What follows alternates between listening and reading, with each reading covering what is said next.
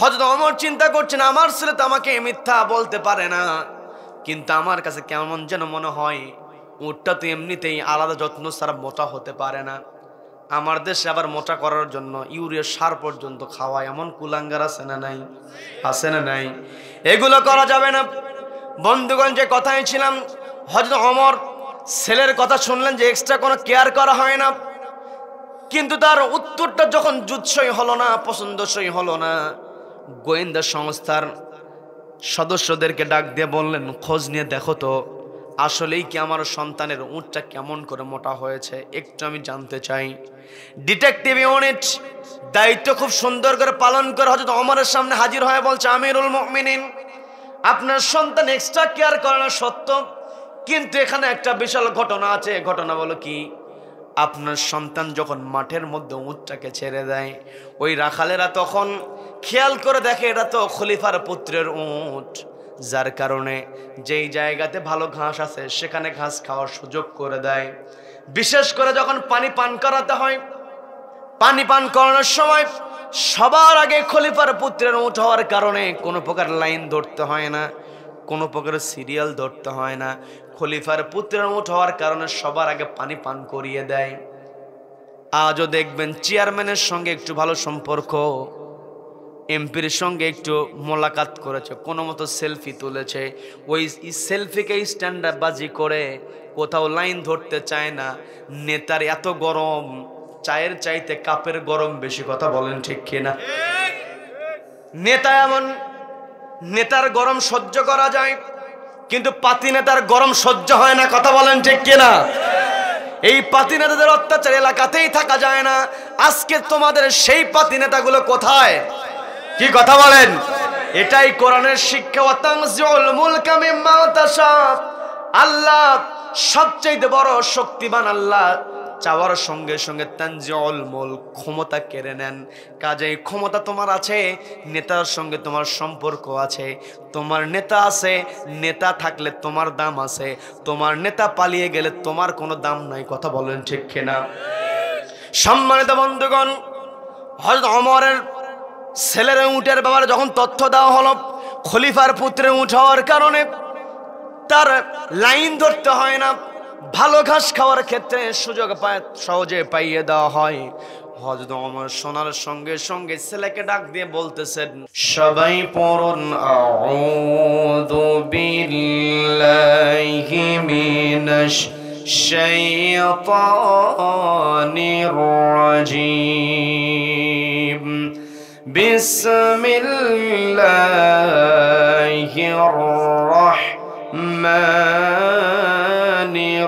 রাহিম,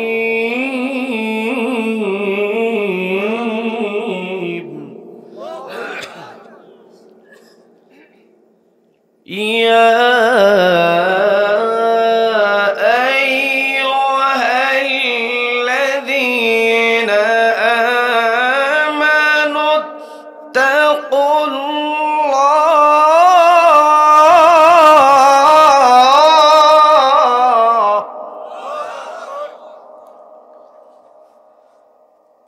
اتقوا الله ولتنظر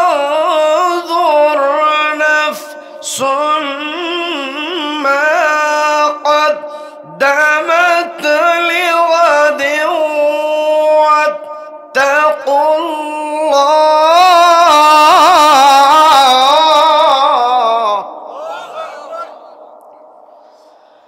إن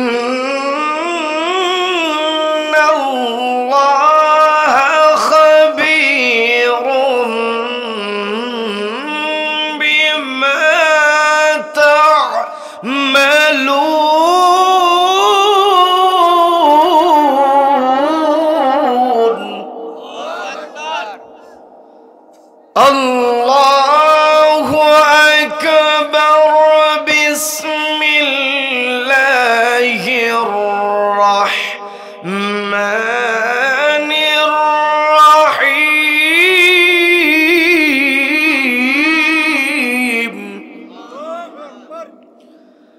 لقد كان لكم في رسول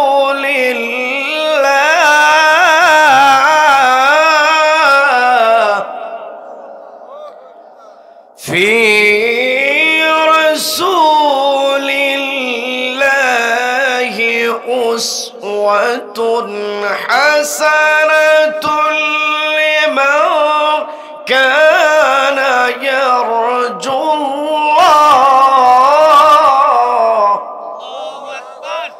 لمن كان يرجو الله واليوم الآخر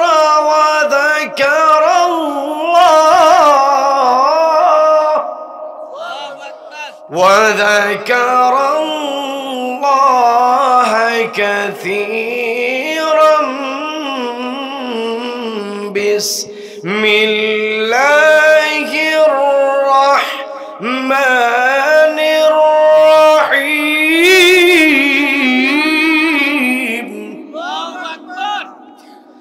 إن الله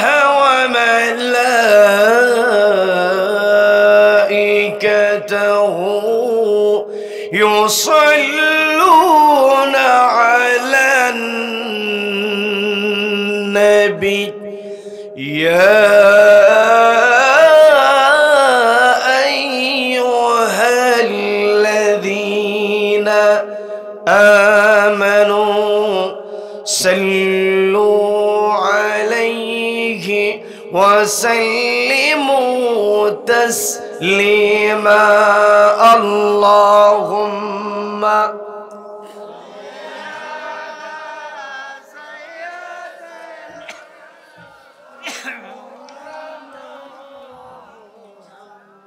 وعلى آله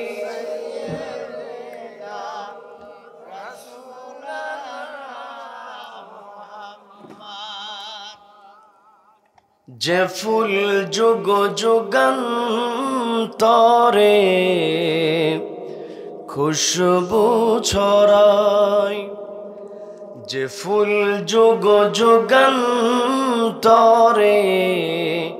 খুশবু ছড়ায় এঁকেছি সে ফুল মোরা এঁকেছি সে ফুল মোরা মনেরি কাবাই যে ফুল যুগ যুগান্তরে খুশবু ছড়ায় আল্লাহুম্মা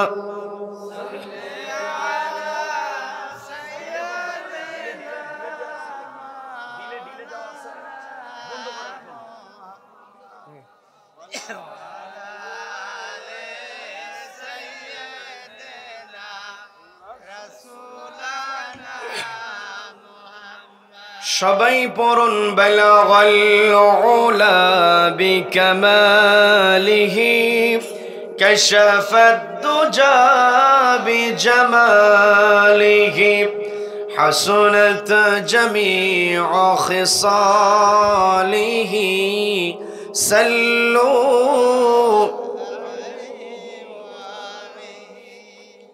বাংলাদেশের অন্যতম প্রসিদ্ধ জেলা ইসলামী জনপদ পাবনা জেলার ভাঙ্গুড়া উপজেলার জয়রামপুর শ্রীপুর হাফেজিয়া ইয়েতিমখানার উন্নতিকল্পে আয়োজিত দিনব্যাপী বিরাট ইসলামী জলসা আজকের এই রহমতপূর্ণ বরকতপূর্ণ দিন মজলিসের সম্মানিত সুযোগ্য অনারেবল প্রেসিডেন্ট সভাপতিত্ব করছেন অত্র মাদ্রাসা কমিটির সম্মানিত সুযোগ্য সভাপতি জনাব মোহাম্মদ সানোয়ার হোসেন খান সাহেব।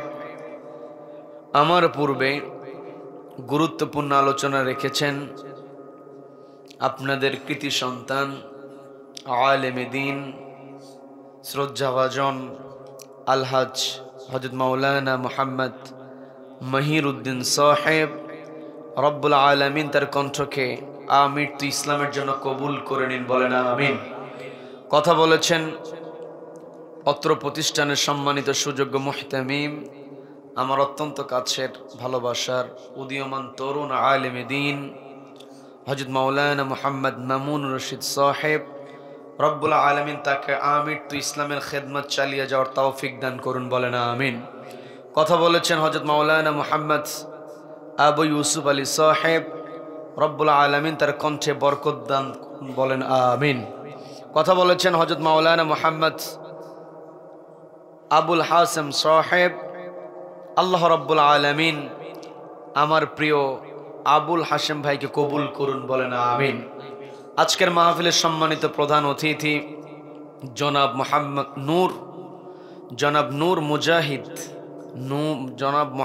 নূর মুজাহিদ স্বপন সাহেব আজকে উপস্থিত রয়েছেন। অত্র মাদ্রাসায় যিনি জমি দান করেছেন তার অর্থাৎ আমরা তার জন্য আল্লাহর কাছে দোয়া করি। তিনি হয়তো এখন উপস্থিত নাই, অসুস্থ।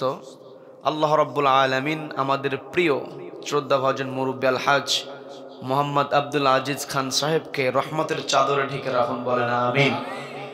রয়েছেন বিশেষ অতিথিবৃন্দ, আমন্ত্রিত মেহমানবৃন্দ, রয়েছেন হযরত উলামায়ে কেরাম, তলাবায়ে ইলম। বিশেষ করে আমার সামনে বসে আছেন অত্র এলাকার পার্শ্ববর্তী এলাকা হতে আগত কোরআন প্রেমিক, নবী প্রেমিক, তাওহীদ জনতা। পর্দার অন্তরাল থেকে শুনছেন আমার অত্যন্ত শ্রদ্ধেয় মা এবং বোনেরা। আলোচনার সূচনায় আমি আপনাদেরকে অভিনন্দন জানাচ্ছি, মোবারকবাদ জানিয়ে আপনাদেরকে জিজ্ঞাসা করতে চাই, আপনারা সকলে কেমন আছেন? রব্বুল আলামিন আমাকেও ভালো রেখেছেন, বলি আলহামদুলিল্লাহ। এই যে আমরা ভালো আছি, আমাদেরকে ভালো রাখার একমাত্র কেবলমাত্র কর্তৃত্ব কার হাতে? যেই রব্বুল আলামিন আমাদেরকে ভালো রেখে সুস্থ রেখে সারাদিনের হাজারো কর্মব্যস্ততার পর যেই সময়টা শরীর ক্লান্ত হয়ে যায়, ঘরে থাকতে চায়, বিছানার দিকে যেই সময়টা পিঠটা আকৃষ্ট হয়ে যায়, ঠিক সেই সময়টাকে আপনি বিছানার টানে আকর্ষিত না হয়ে বিছানার টানকে উপেক্ষা করে কোরআনের আকর্ষণে, যেমন মুনিব আমাদেরকে কোরআনের জলসায় আসার, বসার এবং কোরআনুল কারীম থেকে কিছু কথা বলা এবং শোনার মতো তৌফিক দান করলেন, সেই মহান মুনিবকে খুশি করে আমরা সকলে একযোগে বলে উঠছি আলহামদুলিল্লাহ। আবারও বলছি আলহামদুলিল্লাহ। আল্লাহু আকবার। লা ইলাহা ইল্লাল্লাহু। আল্লাহু আকবার। ওয়ালিল্লাহিল হামদ। ওয়ালিল্লাহিল হামদ। আমরা কৃতজ্ঞতা আদায় করলাম কার? জীবনের প্রত্যেকটা ক্ষেত্রে একজনের প্রশংসা করতে হবে, তিনি কে? সকল ক্ষমতা, সকল রাজত্ব কার হাতে? কার হাতে? আল্লাহ রাব্বুল আলামিন পবিত্র কোরআনের 3 নম্বর সূরা সূরা আল ইমরানের 26 নম্বর আয়াতে সুন্দর করে জানিয়ে দিচ্ছেন, কুলিল্লাহুম্মা মালিকাল মুলকি তুতিল মুলকা মান তাশাউ ওয়া তানজিউল মুলকা মিম্মান তাশাউ وتعز من تشاء وتذل من تشاء بيدك الخير।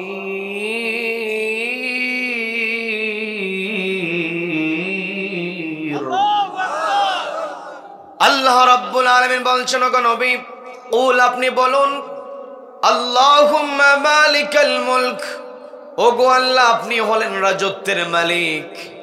তুতিল মুলকা মান তাশা, আপনি যাকে ইচ্ছা ক্ষমতা দিতে পারেন। ওয়া তানজিউল মুলকা মিম্মান তাশা, এবং যার কাছ থেকে ইচ্ছা আপনি ক্ষমতা কেড়ে নিতে পারেন। ওয়া তুইজ্জু মান তাশা, আপনি যাকে ইচ্ছা সম্মান দিতে পারেন। ওয়া তুযিল্লু মান তাশা, আপনি যাকে ইচ্ছা জিল্লত দিতে পারেন, অপমানিত করতে পারেন। বিয়াদিকাল খায়র, প্রত্যেকটা কল্যাণ একজনের হাতে আছে, তিনি কে? সেই রব্বুল আলামিন আমাকে আপনাকে এই ইসলামী জালসায় হাজির হওয়ার তৌফিক দান করেছেন। আমরা যেই জায়গায় বসেছি, আমরা কথা শুনবো একটি কিতাব থেকে। সবাইকে বলতে হবে কিতাবের নামটা কি? সবাই বলেন নামটা কি? এই কোরআন এমন একটি কিতাব, এই কোরআনের মধ্যে যতগুলো কথা আছে, কথাগুলো মূলত কার কথা? এই কোরআনের কথা এমন কথা, যেই কথার মধ্যে ভুল তো দূরের কথা, লা রাইবা ফি, সন্দেহের অবকাশ পর্যন্ত নাই। বলেন না সুবহানাল্লাহ? সবাই বলেন সুবহানাল্লাহ।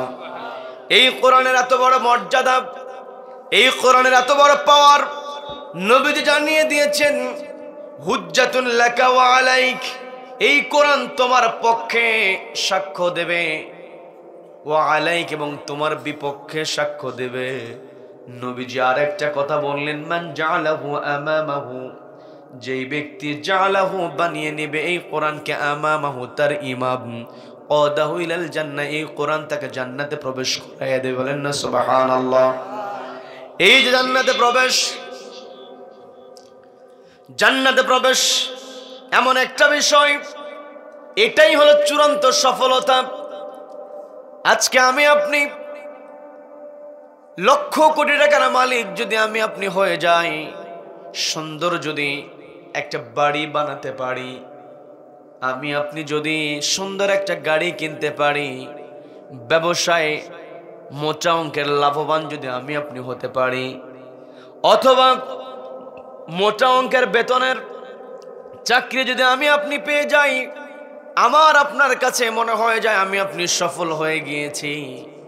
কিন্তু কোরআন আমাকে আপনাকে সফলতার যেই কথা জানিয়ে দিয়েছে, সেই সফলতার কথা জানার দরকার আছে না নাই? সম্মানিত বন্ধুগণ, সূরা আলে ইমরান 185 নম্বর আয়াত, ফামান যুহজিহা আনিন নারি ওয়া উদখিলাল জান্নাতা ফাকাদ ফাজ।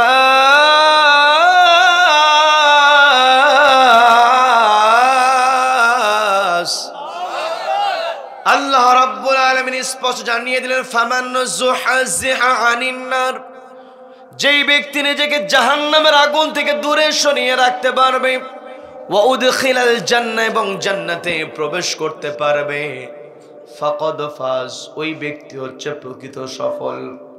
তার মানে দুনিয়ার গাড়ি বাড়ি, দুনিয়ার ক্ষমতা, দুনিয়ার রাজত্ব, এগুলো আমি আপনি যদি পেয়ে এগুলোকেই আমার আপনার সফলতা মনে করি, তাহলে আমাকে আপনাকে জাহান্নাম থেকে বাঁচা কঠিন হয়ে যাবে। কথা বলেন, কি কথা বলেন? আমার কথা কি বুঝতে কষ্ট হচ্ছে নাকি? কষ্ট হচ্ছে? উঠতে একটু দেরি হয়েছে, নামতেও দেরি হবে। থাকবেন তো নাকি চলে যাবেন? কারা কারা চলে যাবেন? কেউ যাবে না। আল্লাহ আমাদের সকলকে কবুল করেন, বলেন আমিন।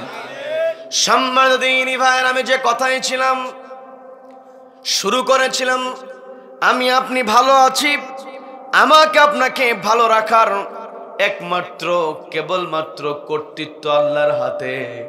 কারণ আল্লাহ রাজত্বের মালিক, তুতিল মুলকা মা তাশা, আপনি তো রাজত্ব দিতে পারেন, ধন সম্পদ আপনি দিতে পারেন, বড় পদে আপনি বসাতে পারেন, ওয়া তানজিউল মুলকা মিম্মান তাশা, এবং পদে বসানোর পরে এই পদের অপব্যবহার যারা করবে, জুলুম যারা করবে, ওয়া তানজিউল মুলকা মিম্মান তাশা, আপনি তাদেরকে টান দিয়ে সেখান থেকে নামায় দিতে পারেন। কথা বলেন ঠিক কিনা?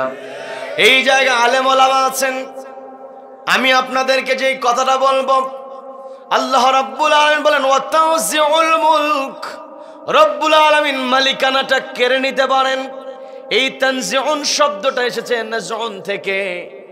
আবার আমি আপনি যদি পবিত্র কোরআনের সূরা নাজিআত পড়তে যাই, ওই জায়গাতে আল্লাহ রাব্বুল আলামিন নাজউন শব্দ ব্যবহার করে বলছেন, ওয়ান নাজিআতি গারকা, শপথ ওই ফেরেশতাদের যারা দেহ থেকে রূহটাকে টান দিয়ে বের করে, তার মানে আমার আপনার দেহ থেকে রূহ বের হয়ে যাক, এটা আমরা সহজেই চাই না। এই পৃথিবীর প্রতি সবার টান আছে না নাই? সবাইকে বলতে হবে টান আছে না নাই? এই পৃথিবীর টানকে উপেক্ষা করে মালাকুল মউতের নেতৃত্বে ফেরেশতারা যেই দেহ থেকে টান দিয়ে বের করে নিয়ে আসে, আল্লাহ সেই কথাই বললেন ওয়ান্নাজিআতি গারকা। শপথ, ওই সমস্ত ফেরেশতারা যারা দেহ থেকে রূহটা টান দিয়ে বের করে, তার মানে নাজউন শব্দ দ্বারা এই জায়গাতে আল্লাহ রাব্বুল আলামিন ফেরেশতাদেরকে ইঙ্গিত করেছেন যে যারা জোর করে রূহটা বের করে। আবার একই শব্দ আল্লাহ ব্যবহার করলেন ওয়াতানজিউল মুলক। এই পৃথিবীতে ক্ষমতায় বসিয়ে দেওয়ার পরে যারা ক্ষমতা ছাড়তে চাইবে না, জুলুম করবে, নির্যাতন করবে, আল্লাহ চাইলে তানজিউল মুলক, টান দিয়ে ক্ষমতা থেকে নামায় দেন। কথা বলেন ঠিক কিনা? সম্মানিত দিনী ভাইয়েরা, আজকে আমি আপনি টাকাওয়ালা হয়েছি, ক্ষমতাবান হয়েছি, আমি আপনি ভুলে যাই। এই ভুলে যাওয়াটাই হচ্ছে সবচাইতে বড় জুলুম, সবচাইতে বড় অপরাধ। কি কথা বলেন? ক্ষমতায় বসার পরে নিজের পার মাটিতে ফেলতে চায় না, মুখ দিয়ে ভুল কথা বললে সেই ভুল কথাকে সত্য প্রমাণের চেষ্টা করে, আছে না নাই? মনে করে ক্ষমতা আমার, রাজত্ব আমার। কিন্তু রব্বুল আলামিন নবীজিকে বললেন, ওগো নবী, আপনি বলে দেন মালিকাল মুলক, রাজত্বের মূল মালিকানা হলো আল্লাহর হাতে। তার মানে এই পৃথিবীতে যারা জুলুম করবে, যারা ক্ষমতায় বসে ক্ষমতায় জোর করে থাকতে চাইবে, এরা এই ক্ষমতার লোভে পড়ে মানুষকে মেরে ফেলতেও এরা দ্বিধা করে না। কথা বলেন ঠিক কিনা? আমরা ফেরাউন এবং মূসা আলাইহিস সালাতু ওয়াস সালামের ঘটনা আমরা শুনেছি। আমি ওই ঘটনার দিকে যাব না, শুধু আপনাদেরকে এই কথাটা বোঝানোর চেষ্টা করব যে যত বড় ক্ষমতাধর হোক না কেন, ওই ক্ষমতা থেকে আল্লাহ নামিয়ে দেওয়ার জন্য বড় কোনো অস্ত্র আল্লাহ ব্যবহার করে না। কি কথা বলেন? ফেরাউনকে আল্লাহ মেরেছেন, বড় কোনো শক্তিশালী সুঠামদেহী কোনো চৌখস মুজাহিদকে দিয়ে আল্লাহ মারলেন না। আল্লাহ রাব্বুল আলামিন ওই ক্ষমতাধর ফেরাউনকে পানির মধ্যে চুবায় মেরে আজও পৃথিবীতে যারা ফেরাউনের আচরণ করবে ওদের জন্য শুটকি বানিয়ে রেখেছেন। কথা বলেন ঠিক কিনা? আরো সহজে বুঝতে পারবেন, নমরুদ যখন তার সীমা অতিক্রম করেছিল, ওই নমরুদকে আল্লাহ রাব্বুল আলামিন ওয়াতাউজিউল মুলক, ক্ষমতা কেড়ে যে আল্লাহ নিতে পারেন, এটার প্রমাণ আমরা পেয়েছি। নমরুদকে ক্ষমতা থেকে নামানোর জন্য আল্লাহ বড় কোনো অস্ত্র ব্যবহার করলেন না। অস্ত্র তো দূরের কথা, আল্লাহ ব্যবহার করেছেন সামান্য মশা। আবার সেই মশাটা সুস্থ ছিল না, ছিল ল্যাংড়া মশা। কথা বলেন ঠিক কিনা? আবার আমরা যদি আব্রাহার দিকে তাকাই, আব্রাহা এসেছিল কাবাঘরকে ধ্বংস করার জন্য, একটাই কারণ, ক্ষমতায় বসে সে অহংকার করেছিল। কথা বলেন ঠিক কিনা? ক্ষমতায় বসে আল্লাহকে যারা ভুলে যায় ওদেরকে ক্ষমতাচ্যুত করার জন্য আল্লাহ বড় বাহিনী আল্লাহ প্রেরণ করেন না। আব্রাহাকে ধ্বংস করার জন্য আল্লাহ ছোট্ট আবাবিল পাখি প্রেরণ করলেন। আবার তাদের কাছে যেই ক্ষেপণাস্ত্র আল্লাহ দিয়েছিলেন, মারণাস্ত্র যেটা দিয়েছিলেন, সেটা ছিল একেবারে মটরশুটির মতো ছোট্ট ছোট্ট পাথর কুচি। কথা বলেন ঠিক কিনা? এই যে বিশাল বাহিনী নিয়ে আব্রাহা এসেছিল, ওই বিশাল হাতির তুলনায় ওই ছোট্ট পাখি, ওই ছোট্ট ছোট্ট পাথরের খণ্ডগুলো একেবারেই নগণ্য। আবার নমরুদের ক্ষমতার দিকে যদি লক্ষ্য করা যায়, সেই দিকে লক্ষ্য করলে নমরুদের ক্ষমতা অনুযায়ী মশা তো একেবারে নগণ্য। কিন্তু আল্লাহ রাব্বুল আলামিন তিনি যে ক্ষমতাবান, আল্লাহ বললেন ইন্নাকা আলা কুল্লি শাইইন কাদির ওয়াল্লাহু আলা কুল্লি শাইইন কাদির।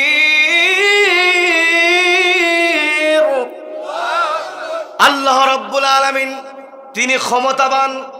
ক্ষমতা দেখানোর জন্য যদি বড় কিছুই ব্যবহার করতে হয়, তাহলে আবার ক্ষমতার কি হলো? আল্লাহ রাব্বুল আলামিন ছোট্ট কিছু ব্যবহার করে জালিমদেরকে ক্ষমতা থেকে নামায় দেন। এর প্রমাণটা আমাদের দেশেও ইতিহাস হয়ে গিয়েছে। জুলাই আগস্ট মাসে এই যে আমাদের দেশে দীর্ঘ 15 বছরের জুলুম নির্যাতন ছিল। কথা বলেন ঠিক কিনা? এই জুলুম নির্যাতন থেকে রব্বুল আলামিন আমাকে আপনাকে পরিত্রাণ দিয়েছেন। এই লেডি ফেরাউনকে পালাতে বাধ্য করেছেন, আল্লাহ বড় কোনো অস্ত্র ব্যবহার করলেন না। আল্লাহ রাব্বুল আলামিন কোনো বড় দল ব্যবহার করলেন না।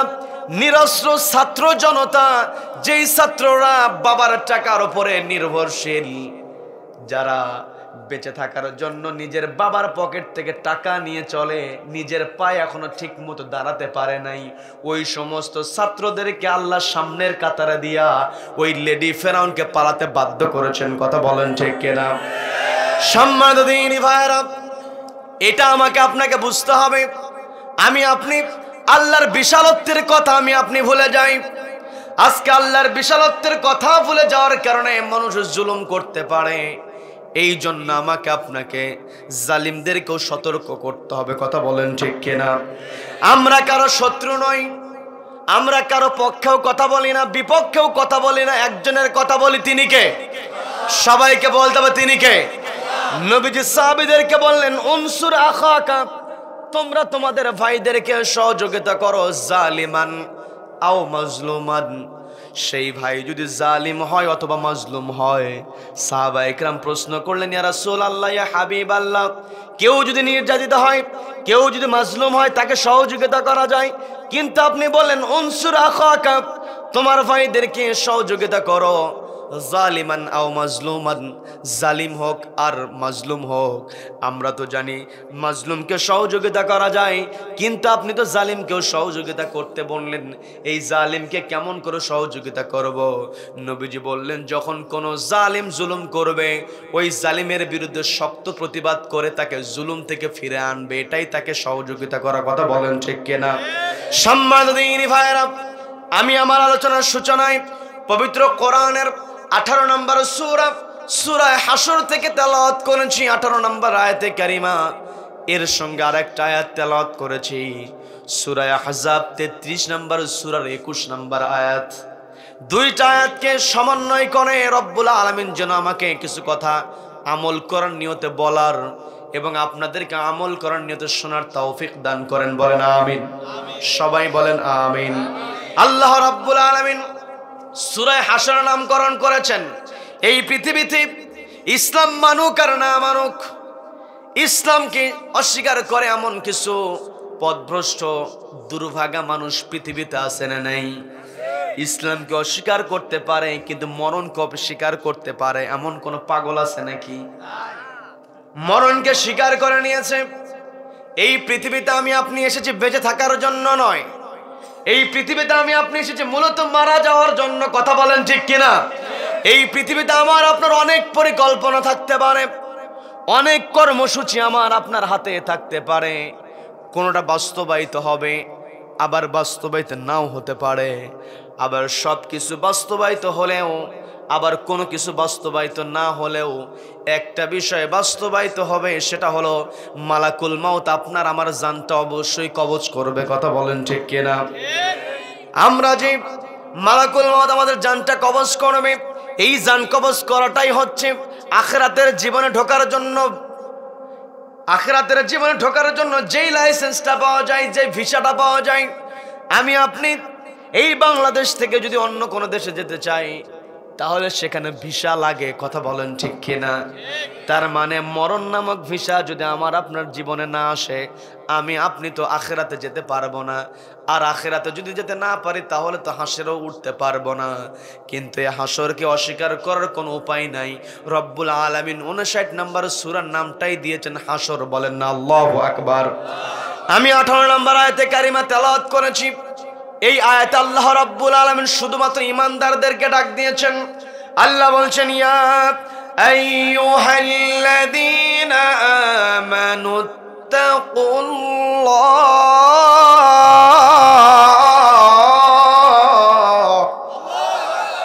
আল্লাহ রাব্বুল আলামিন বলছেন, ইয়া আইয়ুহাল্লাযীনা আমানু, ওহে যারা ঈমান আনয়ন করেছে, তাকুল্লাহ, ভয় করো কাকে? সবাইকে বলতে, ভয় করো কাকে? আল্লাহকে। আমাকে আপনাকে অবশ্যই ভয় করতে হবে। এই ভয় কেন করব? ভয় যদি শয়তানের ধোকায় আমার অন্তর থেকে চলে যায়, টাকার কারণে হোক আর ক্ষমতার কারণে আমার ভয় যদি চলে যায়। একটু আগে যে কথাটা বললাম, ফেরাউনের ক্ষমতা কম ছিল না, নমরুদের ক্ষমতা কম ছিল না। তার মানে এই কথা দ্বারা আমি আপনাদেরকে যেই মেসেজটা দিতে চাই সেটা হলো, আল্লাহ বললেন ইয়া আইয়ুহাল্লাযীনা আমানুত্তাকুল্লাহ, ও ইউ হু হ্যাভ বিলিভ, তোমাদের মধ্যে যারা বিশ্বাস স্থাপন করেছো কার প্রতি? সবাইকে বলতে হবে কার প্রতি? ইত্তাকুল্লাহ, আল্লাহকে ভয় করো। যারা পৃথিবীতে আল্লাহকে ভয় করবে, দুনিয়ার কোন জালিম তাদেরকে পরাস্ত করতে পারবে না। কথা বলেন ঠিক কিনা? এই পৃথিবীতে আমরা এসেছি, আল্লাহ আমাকে আপনাকে বললেন ইত্তাকুল্লাহ, আল্লাহকে ভয় করো। ওয়াল তানজুর নাফসুম মা কদ্দামাত লিগাদ, এবং প্রত্যেকটা মানুষের উচিত, প্রত্যেকটা প্রাণের উচিত ওয়াল তানজুর, নজর করা, চিন্তা করা, মা কদ্দামাত লিগাদ, আগামী দিনের জন্য সে কি পাঠিয়ে দিচ্ছে, কি জমা করছে। তার মানে এই পৃথিবীতে আমি আপনি যেখানেই থাকি না কেন, যেই কাজ করি না কেন, সেই কাজটা আমার আপনার জন্য আখিরাতের জিন্দেগির জন্য জমা হয়ে যাচ্ছে। এতে কোনো সন্দেহ আছে নাকি? তার মানে আল্লাহ বললেন, ও আমার বান্দারা, তোমরা যেই কাজটাই করো না কেন, এই কাজটা তো আখিরাতের জন্য জমা হয়ে যায়। কাজে আখিরাতে জমা হওয়া কাজের ব্যাপারে তোমাদের চিন্তা করতে হবে। ইন্নাল্লাহ খাবীরুম বিমা তা'মালুন, নিশ্চয় রব্বুল আলামিন সবকিছুর খবর রাখেন, যে কাজগুলো তোমরা করো। বিমা তা'মালুন, তুমি যেই কাজটাই করো না কেন, খবীরুন, ওটার খবর আল্লাহর কাছে আছে। এতে কোনো সন্দেহ আছে নাকি? সম্মানিত দিনী ভাইরা, আল্লাহ যে আমাকে আপনাকে বললেন তোমার আখিরাতে যেই কাজগুলো তুমি জমা করছো, এটার ব্যাপারে তোমাকে সচেতন হতে হবে। ওয়াল তানজুর, তোমাকে নজর করতে হবে। আমি আপনি যদি নজর করতে চাই, তাহলে আমার আপনার কাছের ব্যাপারে যদি চিন্তা করতে চাই, এই পৃথিবীতে আমরা যদি নবীজিকে অনুসরণ করতে পারি, নবীজিকে দেখে দেখে যদি পথ চলতে পারি, তাহলে আমাদের ওই আখিরাতের জন্য, আখিরাতের যে কল্যাণময় ঘোষণা রব্বুল আলামিন দিয়েছেন, ওই আখিরাতের জান্নাতে প্রবেশের সফলতার কথা যে রব্বুল আলামিন বললেন, আমি আপনি যদি নবীজিকে অনুসরণ করতে পারি তবেই কেবল জান্নাতে প্রবেশ করতে পারবো। কথা বলেন ঠিক কিনা? জান্নাতে আমরা সবাই যেতে চাই, কিন্তু জান্নাতের কাজটাই করতে আমাদের মধ্যে দুনিয়ার আপত্তি। কথা বলেন ঠিক কিনা? জান্নাতে যাওয়ার আশা সবারই আছে, কিন্তু শয়তানের ধোঁকায় পড়ে জান্নাতে যাওয়ার আশা বুকের মধ্যে লালন করি, কিন্তু শয়তানের ধোঁকায় পড়ে জান্নাতে প্রবেশের জন্য যে কাজ করতে হবে এই কাজটাই করতে চাই না। কি কথা বলেন? কি কথা বলেন? সম্মানিত দ্বীনি ভাইরা, সূরা হাজাব থেকে আমি যে আয়াতে কারিমা তেলাওয়াত করেছি, সূরা হাশরের 18 নম্বর আয়াতে আল্লাহ বলেন ওয়াল তানজুর নাফসুম মা কদ্দামাত, তোমরা যেই কাজগুলো জমা করছো এটা নিয়ে তোমাদের চিন্তা করা উচিত। এই চিন্তাটা তখনই ফলপ্রসূ হবে যখন সূরা আহজাবের 21 নম্বর আয়াতের আলোকে লাকাদ কানা লাকুম ফি রাসূলিল্লাহি উসওয়াতুন হাসানা, আল্লাহ বললেন আমি তোমাদের জন্য নবীজির আদর্শকে উত্তম আদর্শ বানিয়ে দিলাম, নবীজিকে তোমাদের জন্য উত্তম চরিত্রের সার্টিফিকেটধারী ব্যক্তি বানিয়ে দিলাম।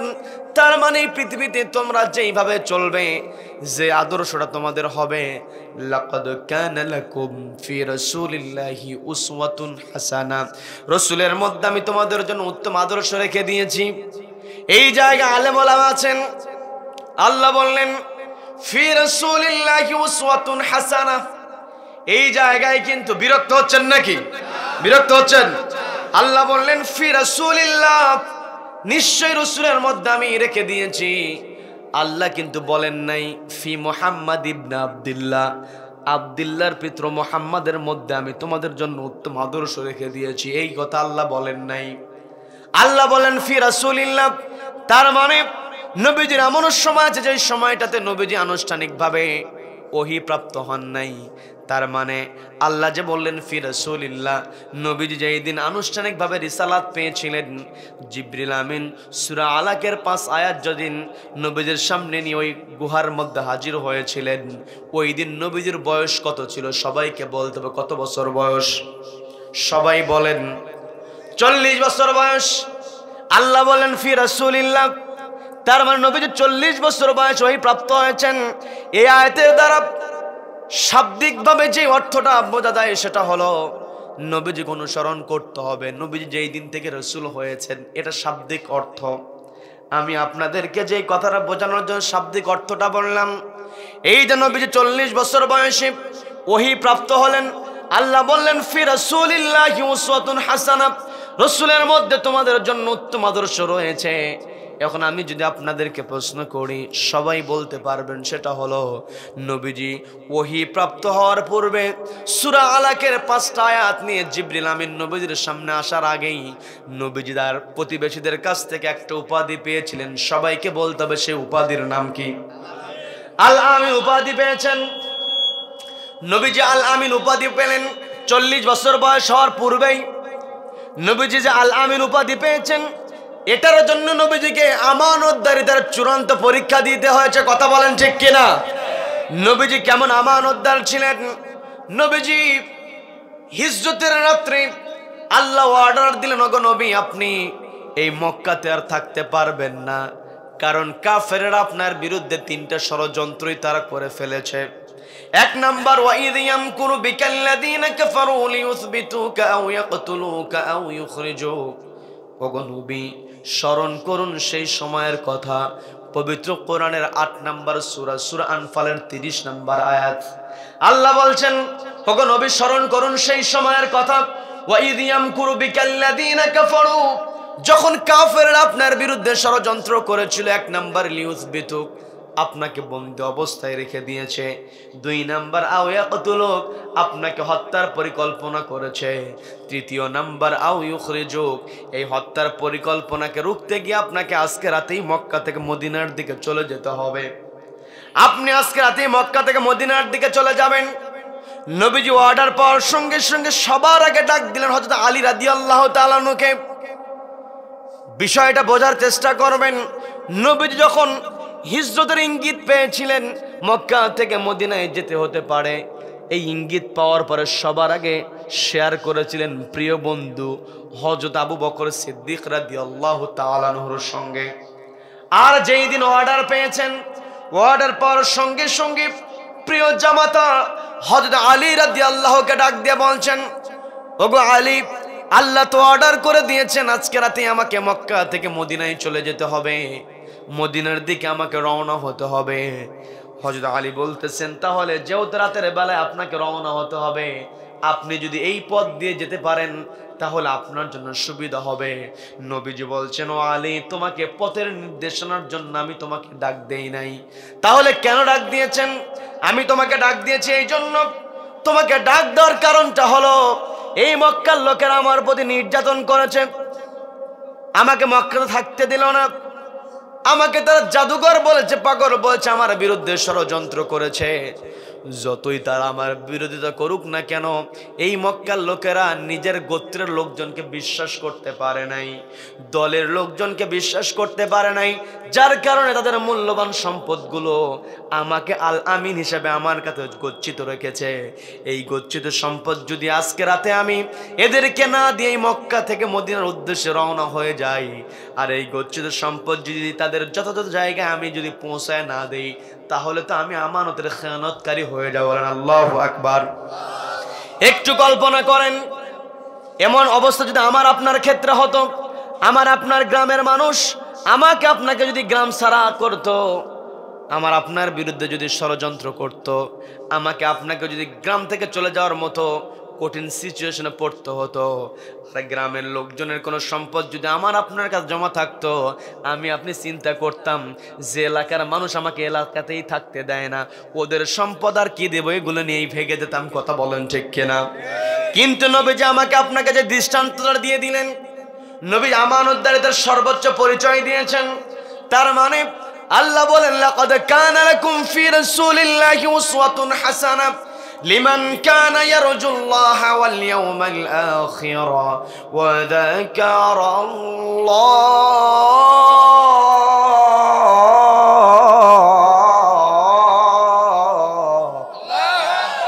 আল্লাহ রাব্বুল আলামিন বলছেন, যারা আখিরাতে আমার সঙ্গে মিলিত হতে চাও, যারা আমার সঙ্গে সাক্ষাৎ করতে চাও, আখিরাতে সাক্ষাৎ যারা চাও, তাদের দায়িত্ব হলো তারা নবীজিকে আদর্শ হিসেবে মানতে হবে।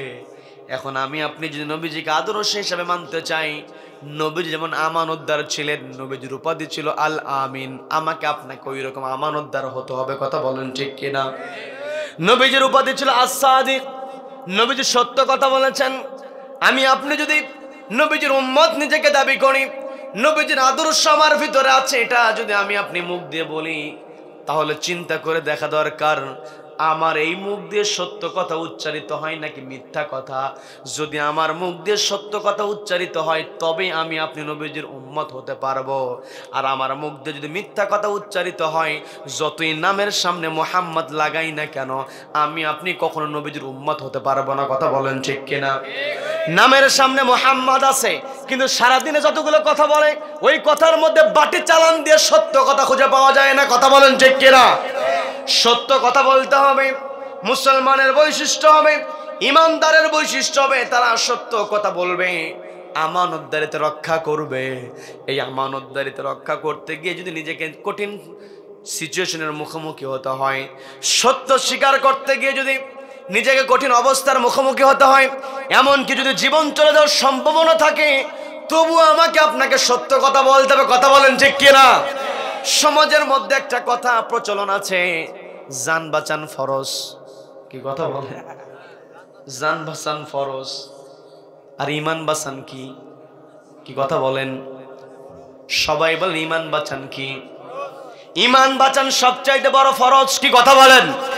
নবীজির সাহাবীরা, খুবাইব রাদিয়াল্লাহু তাআলার নাম আমরা শুনেছি, বিস্তারিত ঘটনার দিকে যাব না। আমাকে আপনাকে ঈমান বুঝতে হবে, আল্লাহর রাজত্ব বুঝতে হবে, আল্লাহর ক্ষমতা বুঝতে হবে। যদি এই বুঝগুলো নিয়ে আসতে পারি, আখিরাতের চিন্তা আমার আপনার ভিতরে থাকবে। আর যার ভিতরে আখিরাতের চিন্তা আছে, ওই ব্যক্তি কখনো আমানতের খেয়ানত করতে পারে না। যেই ব্যক্তি আখিরাত নিয়ে ভাবতে পারে, সে কখনো মিথ্যা কথা বলতে পারে না, কথা বলেন ঠিক কিনা? খুবাইব রাদিয়াল্লাহু তাআলা তারা ঈমান বাঁচিয়েছেন, জীবন বাঁচাতে তারা যান নাই। খুবাইব রাদিয়াল্লাহু তাআলার হাতে শিকল পরানো হয়েছে, পায়ে শিকল পরানো হয়েছে। বর্তমান সময় আমরা এমন অবস্থা দেখেছি, হাতে হ্যান্ডকাপ পরানো, পায়ে ডান্ডে বেরি পরানো, কি কথা বলেন? তৎকালীন সময়ে খুবাইব রাদিয়াল্লাহু তাআলাকে হাতে শিকল পরানো হয়েছে মানেই তাকে হ্যান্ডকাপ পরানো হয়েছিল, পায়ে শিকল পরানো মানেই তাকে ডান্ডা বেরি পরানো হয়েছিল। খুবাইব রাদিয়াল্লাহু তাআলা ডান্ডা বেরি পায়ে নিয়েছেন, হাতে শিকল নিয়েছেন, হ্যান্ডকাফ নিয়েছেন। সাঈদ ইবনে আমর রাদিয়াল্লাহু তাআলা বর্ণনা করছেন, আমি অবাক হয়ে যাচ্ছিলাম, একজন মানুষের হাতে শিকল, পায়ে শিকল, একটু পরেই তাকে ফাঁসির মঞ্চে দিয়ে দেওয়া হবে, দুনিয়া থেকে একটু সময় পরে সে বিদায় হয়ে যাবে। চেহারার দিকে আমি তাকিয়ে দেখছি, চেহারার মধ্যে বিন্দু পরিমাণ আতঙ্কের ছাপ নাই, বলেন আল্লাহু আকবার। চেহারার মধ্যে কোনো প্রকার বিন্দু পরিমাণ ভয়ের ছাপ নাই, বরং চেহারার মধ্যে হাসির ঝিলিক, বলেন আল্লাহু আকবার, বলেন আল্লাহু আকবার। যারা ঈমানকে প্রাধান্য দেয়, জীবনকে প্রাধান্য দেয় না, এই জীবনটা আমি আপনি যদি নিজেকে ঈমানদার দাবি করি, আল্লাহ বললেন ইন্নাল্লাহা আশতারা মিনাল মুমিনিনা আনফুসাহুম ওয়া আমওয়ালাহুম বিআন্না লাহুমুল জান্নাহ। ঈমানদার তো তারাই যারা মুমিন, যারা ঈমানদার, তাদের কাছ থেকে আল্লাহ জান্নাতের বিনিময়ে তার জান এবং মালটা ক্রয় করে নিয়ে নেন, কথা বলেন ঠিক কিনা? এখন যারা সত্যিকার ঈমানদার হয়েছে, তারা তো আল্লাহর কাছে নিজের জীবনটা বিক্রি করে দিয়েছে। আমরা বাংলাদেশে এমনও দেখেছি, কোরআনের তাফসীর যিনি করলেন, দীর্ঘদিন তাকে বন্দি অবস্থায় রাখা হলো, কষ্টের মধ্যে রাখা হলো। খুবাইব রাদিয়াল্লাহু তাআলাকে কষ্টে রাখা হয়েছে। খুবাইব রাদিয়াল্লাহু তাআলা যেমন হাসি দিয়েছেন, আমরাও দেখেছি আমাদের কোরআনের পাখিকে এক যুগের বেশি সময় বন্দি অবস্থায় রাখা হয়েছে, কিন্তু তিনি কখনো হতাশ হন নাই। তার চেহারার মধ্যে সব সময় ছিল হাসির ছাপ, কথা বলেন ঠিক কিনা? কথা বলেন ঠিক কিনা? আমরা সর্বশেষ যে কথাটা আমরা বলবো, আমাদের অনুপ্রেরণার কথা বলবো, সেটা হলো যেই দিন আমাদের কোরআনের পাখিকে ইনজেকশন পুশ করে হত্যা করা হলো, শহীদ করে দেওয়া হলো, তার পূর্বের দিন যখন তাকে জেলখানা থেকে ওই আদালতে ওই জেলখানা থেকে যখন হসপিটালে নিয়ে আসা হলো, অ্যাম্বুলেন্সের মধ্যে বয়স্ক মানুষ, দীর্ঘদিনের হার্টের রোগী, হার্টের মধ্যে রিং পরানো, আবার দীর্ঘদিনের ডায়াবেটিক্স রোগী, দীর্ঘদিন বন্দি অবস্থায় আছেন, 13 বছর পরিবারের সঙ্গে নাই। যেই বয়সটাতে যারা এখানে বয়স্ক হয়েছেন, দেখবেন নিজের সন্তানের চাইতে নাতির সঙ্গে সম্পর্ক ভালো, কথা বলেন ঠিক কিনা? সন্তানের মোহাব্বতটা নাতির দিকে কনভার্ট হয়ে যায়। কথা বলেন। যেই সময়টাতে আমাদের কোরআনের পাখির নাতি পুতিদেরকে সঙ্গে নিয়ে খেলাধুলার কথা ছিল, ওই সময়টাতে তাকে বন্দি অবস্থায় রেখে দেওয়া হয়েছে। কিন্তু একটা বারের সময় তার চেহারার দিকে আমরা কখনো আতঙ্কের ছাপ দেখি নাই, বরং ওই অ্যাম্বুলেন্স থেকে যখন তিনি নেমেছিলেন, নামার পর উপস্থিত সবাইকে যখন সালাম দিলেন, ওই সালাম দেওয়ার সঙ্গে সঙ্গে তিনি যেই চেহারাটা দিয়েছিলেন, যে হাসির ঝিলিক দিয়েছিলেন, কিয়ামত পর্যন্ত যারা আল্লাহকে ভয় করবে, ইমানকে গুরুত্ব দিবে, জীবনকে গুরুত্ব না দিয়ে ইমানকে গুরুত্ব দিবে, ওই ইমানদার ওয়ালাদের জন্য কিয়ামত পর্যন্ত তিনি হাসির ঝিলিক দিয়েছেন। কথা বলেন ঠিক কিনা? সম্মানিত দিনী ভাইরা, যে কথায় আমরা ছিলাম, আমাকে আপনাকে আল্লাহ রাব্বুল আলামিন নবীজির আদর্শ অনুসরণ করতে বলেছেন। এই নবীজির আদর্শ অনুসরণ করতে গিয়ে সমাজের মধ্যে যদি আমি আপনি আমানতদারিতা প্রতিষ্ঠা করতে চাই, তাহলে এই পৃথিবীতে সবার আগে এই চেয়ারের আমানতদারিতার ব্যাপারে সচেতন হতে হবে। কি কথা বলেন? এই চেয়ারের আমানতদারি যখন রক্ষা হবে, তখনই দেশের মধ্যে ইনসাফ প্রতিষ্ঠা হবে। আর যখন ইনসাফ প্রতিষ্ঠা হবে, মানুষের প্রতি তখন ইহসান করা সহজ হবে। কথা বলেন ঠিক কিনা? আমি আপনি যদি এই কোরআন বারবার তেলাওয়াত করি, আমার আপনার আমল নামায় তেলাওয়াতের সওয়াব যুক্ত হবে। কিন্তু আমি আপনি বারবার তেলাওয়াত করলে এই তেলাওয়াতের মধ্যে যে অর্থটা আছে সমাজের মধ্যে বাস্তবায়ন না করি, এই কোরআন একদিন আমার আপনার বিরুদ্ধে অভিযোগ দায়ের করবে। কার সামনে? সবাইকে বলতে হবে কার সামনে? কোরআন বলবে আমাকে তেলাওয়াত করেছে, তেলাওয়াত শেষে আমাকে চুমু খেয়ে বুকে জড়িয়ে ধরেছে, সবই ঠিক আছে, কিন্তু যেই জিনিসগুলো তেলাওয়াত করেছে এটার বাস্তবায়ন করে নাই। আল্লাহ শুধুমাত্র যারা তেলাওয়াত করেছে এদের বিরুদ্ধে আমার অভিযোগ হলো তারা কেন বাস্তবায়নের চেষ্টা করে নাই। এমন অভিযোগ যখন কোরআন করবে, তখন আমার আপনার বাঁচার কোনো উপায় থাকবে নাকি? সবাইকে বলতে উপায় থাকবে নাকি? এই জন্য আমার আপনার দায়িত্ব পালন করতে হবে। নবীজি 1 নাম্বার তার চরিত্র দিয়েছেন, নবীজি ছিলেন আমানতদার। 2 নাম্বার চরিত্র ছিল, নবীজি ছিলেন সত্যবাদী। হযরত ওমর রাদিয়াল্লাহু তাআলা আনহু, তার ব্যাপারে আমরা জুমার দিনে খুতবা যখন হয়, ইমাম সাহেব সানি খুতবার মধ্যে বলেন, ও আশাদ্দুহুম ফি আমরিল্লাহি ওমর। ওমর হলেন আল্লাহর বিধান কার্যকারিতার ক্ষেত্রে সবচাইতে কঠিন। কি কথা বলেন? কি কথা বলেন? আবার ওমর রাদিয়াল্লাহু তাআলার কথা আমরা বললাম, খুতবার মধ্যে শুনলাম, ওয়া আশাদ্দুহুম ফি আমরিল্লাহি ওমর। এই সার্টিফিকেট নবীজি দিয়েছেন হযরত ওমরের ব্যাপারে। আবার ইমাম সাহেব যখন সানি খুতবা শেষ করে, শেষ যে আয়াতটা তেলাওয়াত করেন, ইন্নাল্লাহা ইয়া'মুরু বিল আদলি ওয়াল ইহসান ওয়া ইতা'i যিল কুরবা, এই পর্যন্ত যখন ইমাম সাহেব চলে যায়, তখন মুসল্লিরা গা ঝাড়া দেয়, এই তো খুতবা শেষ, দাঁড়াতে হবে। কি কথা বলেন? প্রত্যেক জুমায় আমরা শুনতে শুনতে মুখস্থ হয়ে গেছে, ইন্নাল্লাহা ইয়া'মুরু বিল আদলি ওয়াল ইহসান, শুধু মুখস্থ করেছি, কিন্তু এই জায়গাতে ইমাম সাহেব কোন কথাটা বললেন আমরা এটা নিয়ে চিন্তা করি না। পবিত্র কোরআনের 16 নম্বর সূরা, সূরা নাহলের 90 নম্বর আয়াত, ইমাম সাহেব বলছেন, ইন্নাল্লাহা ইয়া'মুরু বিল আদল, আল্লাহ অর্ডার দিলেন, আল্লাহর আমর হলো, আল্লাহর নির্দেশনা হলো, 1 নম্বর নির্দেশনা হলো তোমাদেরকে আদালত কায়েম করতে হবে, ন্যায় পরায়ণতা প্রতিষ্ঠা করতে হবে। কথা বলেন ঠিক কিনা? একটু আগে বলা হলো ওয়াশাদ্দুহুম ফি আমরিল্লাহি ওমর, ওমর রাদিয়াল্লাহু তাআলা আল্লাহর আদেশ পালনের ক্ষেত্রে কঠোর ছিলেন। এরপরে ইমাম সাহেব বললেন, যদি কয়েল থাকে কয়েল বন্ধ করেন একটু। ইমাম সাহেব বললেন, ইন্নাল্লাহা ইয়া'মুরু বিল আদল। একটু আগে ইমাম সাহেব বললেন হযরত ওমর রাদিয়াল্লাহু তাআলা আল্লাহর বিধান বাস্তবায়নের ক্ষেত্রে কঠোর। এই কথাই বলা হলো আল্লাহর বিধানের মধ্যে গুরুত্বপূর্ণ বিধান হলো যে অর্ডারটা আল্লাহ দিয়েছেন, 1 নম্বরে বললেন ইন্নাল্লাহা ইয়া'মুরু বিল আদল, তোমাদেরকে ন্যায় পরায়ণতার ব্যাপারে আদেশ আমি দেই, তোমরা ন্যায় পরায়ণতা প্রতিষ্ঠা করবে। ওমর রাদিয়াল্লাহু তাআলা সবচেয়ে বড় ন্যায় পরায়ণ ছিলেন। তিনি যখন চেয়ারে বসেছিলেন, এই চেয়ারে বসে রাষ্ট্রীয় ক্ষমতায় বসে তিনি বিন্দু পরিমাণ খেয়ানত করেন নাই। বলেন আল্লাহু আকবার, বলেন আল্লাহু আকবার। হযরত ওমর রাদিয়াল্লাহু তাআলার ছেলে মাঠের মধ্যে, তার ছেলে মাঠের মধ্যে উটটাকে ছেড়ে দিয়েছে। মাঠের মধ্যে উট ছেড়ে দিয়ে তিনি প্রত্যেকদিন উট লালন পালন করেন। হযরত ওমর লক্ষ্য করে দেখলেন মোটা উটটাই হলো আমার ছেলের উট। যখন জানানো হলো, লম্বা ঘটনা, আমি সংক্ষেপে বোঝানোর চেষ্টা করছি, বিরক্ত হবেন নাকি? হযরত ওমর যখন জানলেন মাঠের মধ্যে সবচাইতে মোটা উটের মালিকটা হলো আমার ছেলে, ছেলেকে ডাক দিয়ে বললেন, মাঠের মধ্যে সবচাইতে মোটা উটটা দেখলাম তোমার। এই মোটা তাজা উট তুমি কেমন করে করেছো? তুমি যদি আমাকে বলো, এই তথ্যটা আমি জনগণকে দিয়ে দিতে পারি, তুমি যেমন মোটা তাজা করে লাভবান হবে, আমার জনগণও লাভবান হোক, এটাই হচ্ছে আমার চিন্তা। চিন্তা করে দেখেন, যারা চেয়ারের আমানতদারিতা রক্ষা করে এরা শুধু জনগণের চিন্তা করে, কথা বলেন ঠিক কিনা? কিন্তু যারা এই চেয়ারের আমানতদারিতা রক্ষা করে না, ওরা শুধু নিজের পকেট ভরানোর চেষ্টা করে, কথা বলেন ঠিক কিনা? এটাই হলো ইসলাম। ওই খুতবার মধ্যে প্রত্যেকদিন শুনলাম ইন্নাল্লাহা ইয়া'মুরু বিল আদল। এটা শোনার পরে এক কান দিয়ে আয়াত ঢুকায়া দিয়ে আর এক কান দিয়ে বের করে দিলাম, কোনো ফায়দা হবে না। হযরত ওমর রাদিয়াল্লাহু তাআলা ছেলেকে ডাক দিয়ে বলছেন, কেমন করে মোটা তাজা করেছে একটু বলো। ছেলে বলতেছে, না না, আমি তো তেমন কোনো যত্ন করি না, আমি মাঠের মধ্যে আমার উটটাকে ছেড়ে দেই, আবার ঘরের মধ্যে উঠাই। হযরত ওমরের এই কথাটা পছন্দসই হলো না, কিন্তু তিনি ভালো করে জানেন আমার ছেলে তো আমার কাছে মিথ্যা কথা বলতে পারে না। ও আমার পর্দালের মা বোনেরা, একটু বোঝার চেষ্টা করবেন। আপনি আপনার সন্তান কেমন করে গড়ে তুলবেন? আপনার সন্তান মিথ্যা বলে, এটা যেন আপনার বিশ্বাসী না হয়, কথা বলেন ঠিক কিনা? সন্তানের প্রশংসা আমি আপনি করি।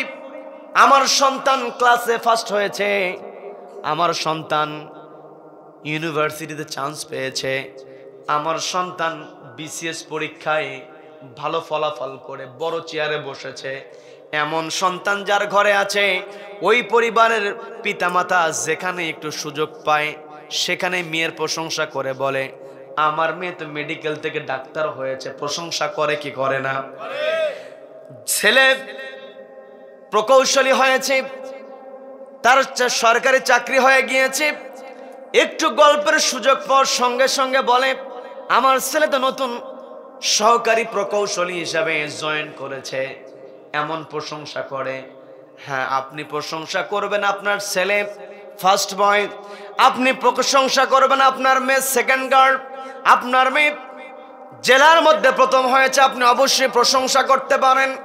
কিন্তু প্রকৃত প্রশংসা আপনাকে এমন করে করতে হবে, সেটা হলো আমার মেয়ে ক্লাসে ফার্স্ট, আমার ছেলে ক্লাসে প্রথম, জেলার মধ্যে বিভাগের মধ্যে সর্বোচ্চ মার্কস আমার ছেলে পেয়েছে, কিন্তু আমার ছেলেকে আমি এমন করে গড়ে তুলেছি, আমার ছেলে পড়ালেখার ব্যাপারে সচেতন, আমার ছেলে যখন মসজিদের মিনার থেকে আযান চলে আসে পড়াতেও সে সচেতন, যখন মসজিদের মিনার থেকে সে আযান শোনে তার সামনে যতই বই খোলা থাকুক না কেন বইটা বন্ধ করে ওযু বানিয়ে দাঁড়িয়ে যায় কার সামনে?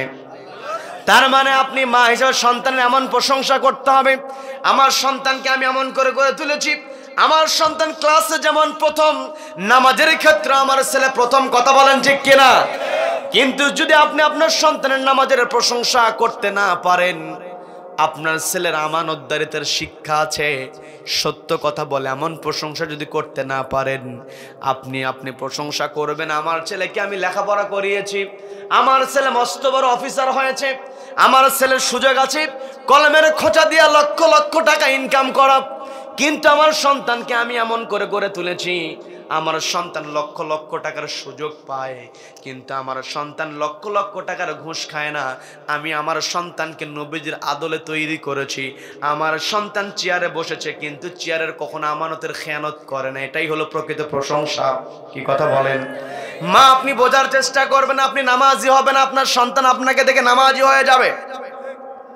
যেই ঘরের মা নামাজি, ওই ঘরের সন্তান অধিকাংশ ক্ষেত্রে অটোমেটিক নামাজি হয়ে যায়, কথা বলেন ঠিক কিনা? ছোট্ট বাচ্চা 2 বছর বয়স, সে প্রত্যেক দিন খেয়াল করে, মা আপনি কথাটা একটু বোঝার চেষ্টা করেন, ছোট্ট বাচ্চা প্রত্যেক দিন দেখে যে মা ওযু বানিয়ে যায় নামাজ বিছিয়ে নামাজ আদায় করে, প্রত্যেক দিন মায়ের নামাজের দৃশ্য সে দেখে, প্রত্যেক দিন দেখতে দেখতে তার একটা দৃশ্য খুবই ভালো লেগে যায়, নামাজের মধ্যে কোনটা রুকু, কোনটা সিজদা, কোনটা বৈঠক ছোট্ট মানুষ বোঝে না, কিন্তু প্রত্যেক দিন মাকে সে লক্ষ্য করে দেখেছে মা তার কপালটা মাটিতে ঠেকিয়ে সিজদা দেয় কাকে? এই সিজদার দৃশ্য তার এত ভালো লেগে যায়। 2.5 বছরের বাচ্চা, মা যখন জায়নামাজ বিছিয়ে দিয়েছে, আমাদের চোখের সামনে এমনও ঘটনা আমরা লক্ষ্য করেছি, এমনও দৃশ্য আমাদের চোখের সামনে পড়ে যায়, সেটা হলো মা যায় নামাজ বিছিয়েছে, মা নামাজ পড়বে, কিন্তু প্রত্যেকদিন সেজদা দেওয়ার দৃশ্য দেখে ওই ছোট্ট মনের মধ্যে আকাঙ্ক্ষা জেগে যায়, মা যায় নামাজ বিছানোর পরে মাকে সুযোগ না দিয়া ওই 2.5 বছরের বাচ্চা দ্রুত গিয়ে সেজদা দেয়, এমন দৃশ্য আছে না নাই? তার মানে মা, আপনি যদি নামাজ না পড়েন আপনার সন্তান কেমন করে সেজদা দেবে? কথা বলেন ঠিক কিনা? আপনি নামাজ পড়েন, আপনার সন্তানকে নামাজের জন্য আপনাকে বলতে হবে না। বাবা আপনি নামাজ পড়েন, নামাজ পড়বেন, মসজিদে আজান হবে, আপনি মসজিদে চলে যাবেন, ওই ছোট্ট বাচ্চা এমনিতেই বুঝতে পারবে আমার বাবা নামাজে যায়, আমাকেও নামাজ দিতে হবে। দাদা, আপনি দাদা হয়েছেন, নাতির সঙ্গে আপনার সবচাইতে ভালো সম্পর্ক, নাতির সঙ্গে খেলাধুলা করেন, ঠাট্টা মস্করা করেন, নামাজের সময় যদি আপনি নামাজের দিকে চলে যান, ওই নাতি পিছনে পিছনে দৌড়ে আপনার সঙ্গে নামাজি হয়ে যাবে। কথা বলেন ঠিক কিনা? যেই কথা বলছিলাম, মা আপনি বোঝার চেষ্টা করবেন, সন্তানকে আমানতের শিক্ষা দিতে হবে, সত্যবাদীদের শিক্ষা দিতে হবে। হযরত ওমর চিন্তা করছেন, আমার ছেলে তো আমাকে মিথ্যা বলতে পারে না, কিন্তু আমার কাছে কেমন যেন মনে হয় উটটা তো এমনিতেই আলাদা যত্ন ছাড়া মোটা হতে পারে না। আমার দেশে আবার মোটা করার জন্য ইউরিয়া সার পর্যন্ত খাওয়ায়, এমন কুলাঙ্গার আছে না নাই? আছে না নাই? এগুলো করা যাবে না।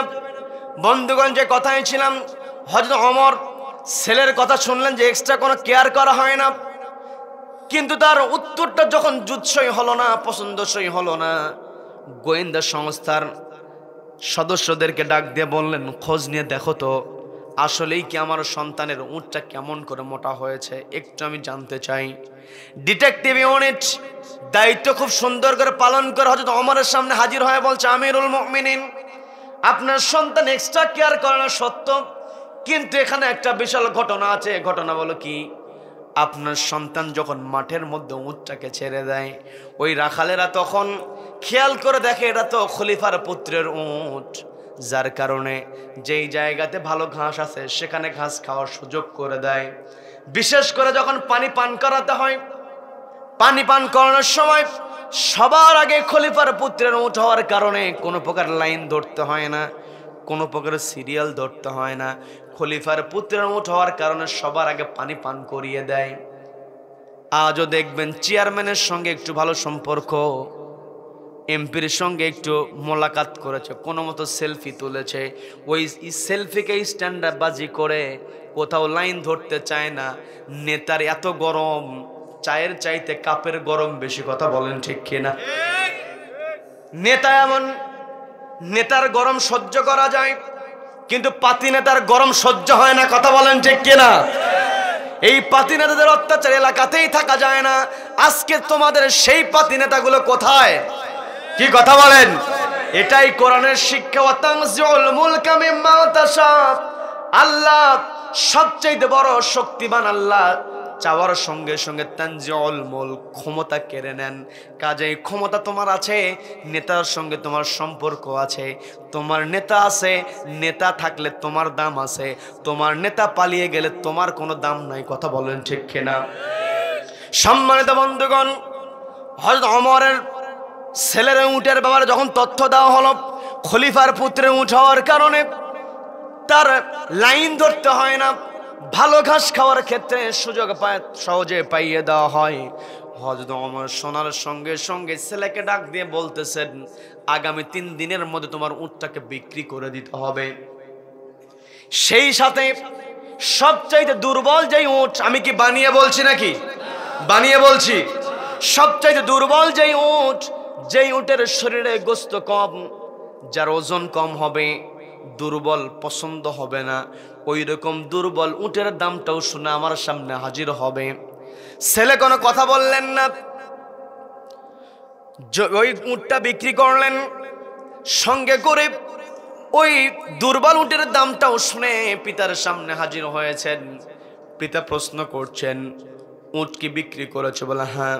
কত? তো বলে এত। তোমাকে যে শুনতে বলেছিলাম কম দামে উটের দামটা কত? বলেছে এত বলেছে। তাহলে তোমার যে উটের দাম হয়েছে, এই উটের দাম থেকে কম দামে উটের দামটা বিয়োগ করো, অতিরিক্ত যে টাকা আছে এই মুহূর্তে ওই মুদ্রাটা রাষ্ট্রীয় কোষাগারে জমা দিয়ে দাও। বলেন আল্লাহু আকবার। ছেলে প্রশ্ন করছেন কি ব্যাপার, এতক্ষণ কোনো প্রশ্ন আপনাকে করি নাই, তবে আমার জানতে বড় ইচ্ছা আপনি কেন আমাকে এই অর্ডার দিলেন। হযরত ওমর জবাব দিয়ে বলছেন, তুমি এক্সট্রা কেয়ার করো না, অথচ তোমার উট মোটা হয়েছে। কেন হয়েছে তুমি তো খোঁজ নাও নাই। আমি খোঁজ নিয়ে জানতে পেরেছি খলিফার পুত্রের উট হওয়ার কারণে ওই রাখালেরা এক্সট্রা তাকে কদর করেছে, সুযোগ দিয়েছে। আর কিয়ামতের কঠিন ময়দানে আল্লাহ যদি আমাকে প্রশ্ন করে, তুমি খলিফা হওয়ার কারণে তোমার ছেলের উটের যে সুবিধা নেওয়া হয়েছে, এই সুবিধা নেওয়া ঠিক হয়েছে কিনা, এই প্রশ্ন যদি আল্লাহ আমাকে করে, আমি ওমর বিন্দু পরিমাণ জবাব দিতে পারবো না। বলেন আল্লাহু আকবার। এটাই ছিল তাদের সবচাইতে বড় আমানত। ঘটনা যদি হযরত ওমরেরই বলা হয়, রাত পেরিয়ে যাবে। কথা বলেন ঠিক কিনা? হযরত ওমরের সামনে দুইজন বালক আরেকজন যুবককে টেনে হিঁচড়ে হাজির করেছে। হযরত ওমর প্রশ্ন করতেছেন, কি ব্যাপার, এই যুবককে তোমরা টেনে হিঁচড়ে কেন হাজির করেছো? কি অপরাধ করেছে এই যুবক? জবাব দেওয়া হলো, এই যুবক আমাদের পিতাকে হত্যা করেছে, আমরা এসেছি আপনার কাছে হত্যার বিচার নেওয়ার জন্য। এই কোরআনের মধ্যে হত্যার বিচার আছে না নাই? সবাইকে বলতে আছে না নাই? এই কোরআনের মধ্যে দুর্নীতি করলে ওই দুর্নীতিবাজের শাস্তি কোরআনের মধ্যে আছে না নাই?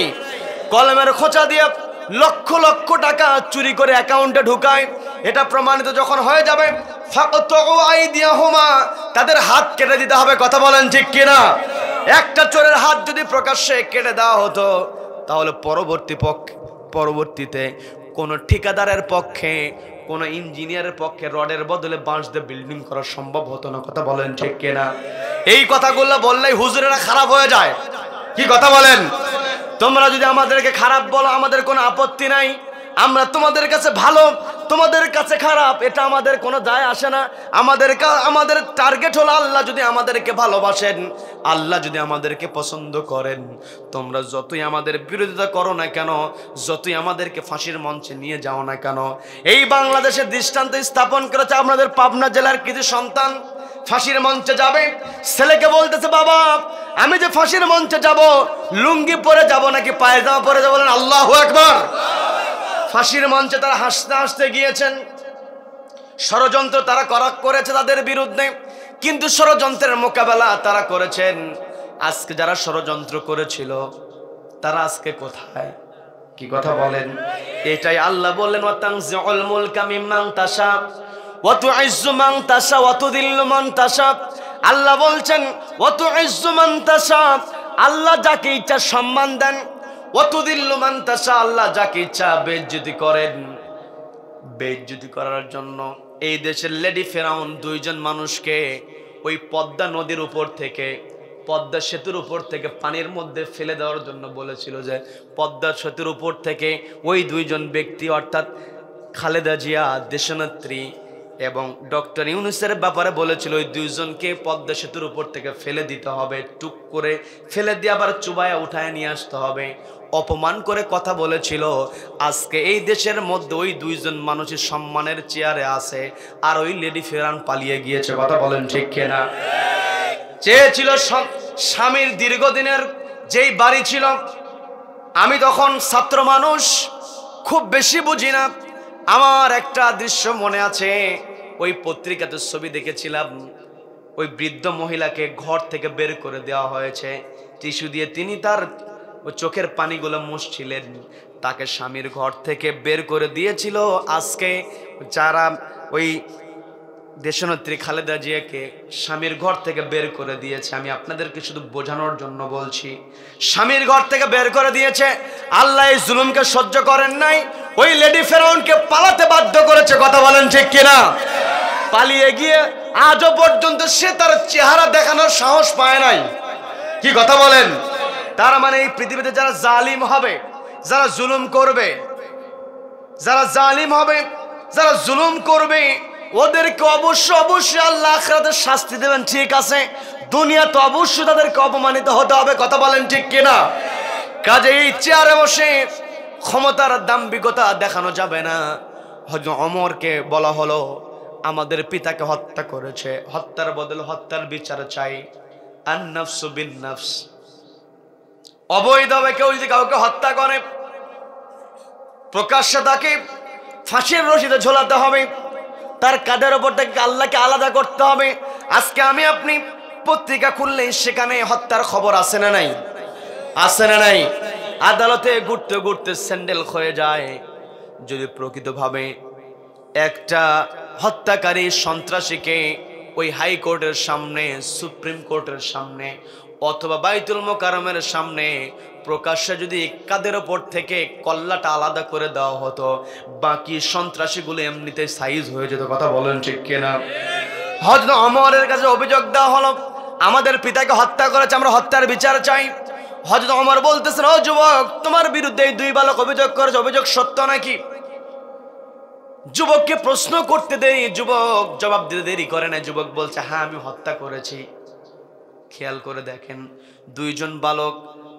দুইজন বালক বিচার নিয়ে এসেছে পিতার হত্যার, অর্থাৎ রক্তের সম্পর্ক। রক্তের সম্পর্কের সাক্ষী কিন্তু ইসলাম গ্রহণ করে না। কথা বলেন ঠিক কিনা? কি কথা বলেন? তার মানে যুবকের সামনে সুযোগ ছিল মিথ্যা বলার, যে কোনো সাক্ষী নাই।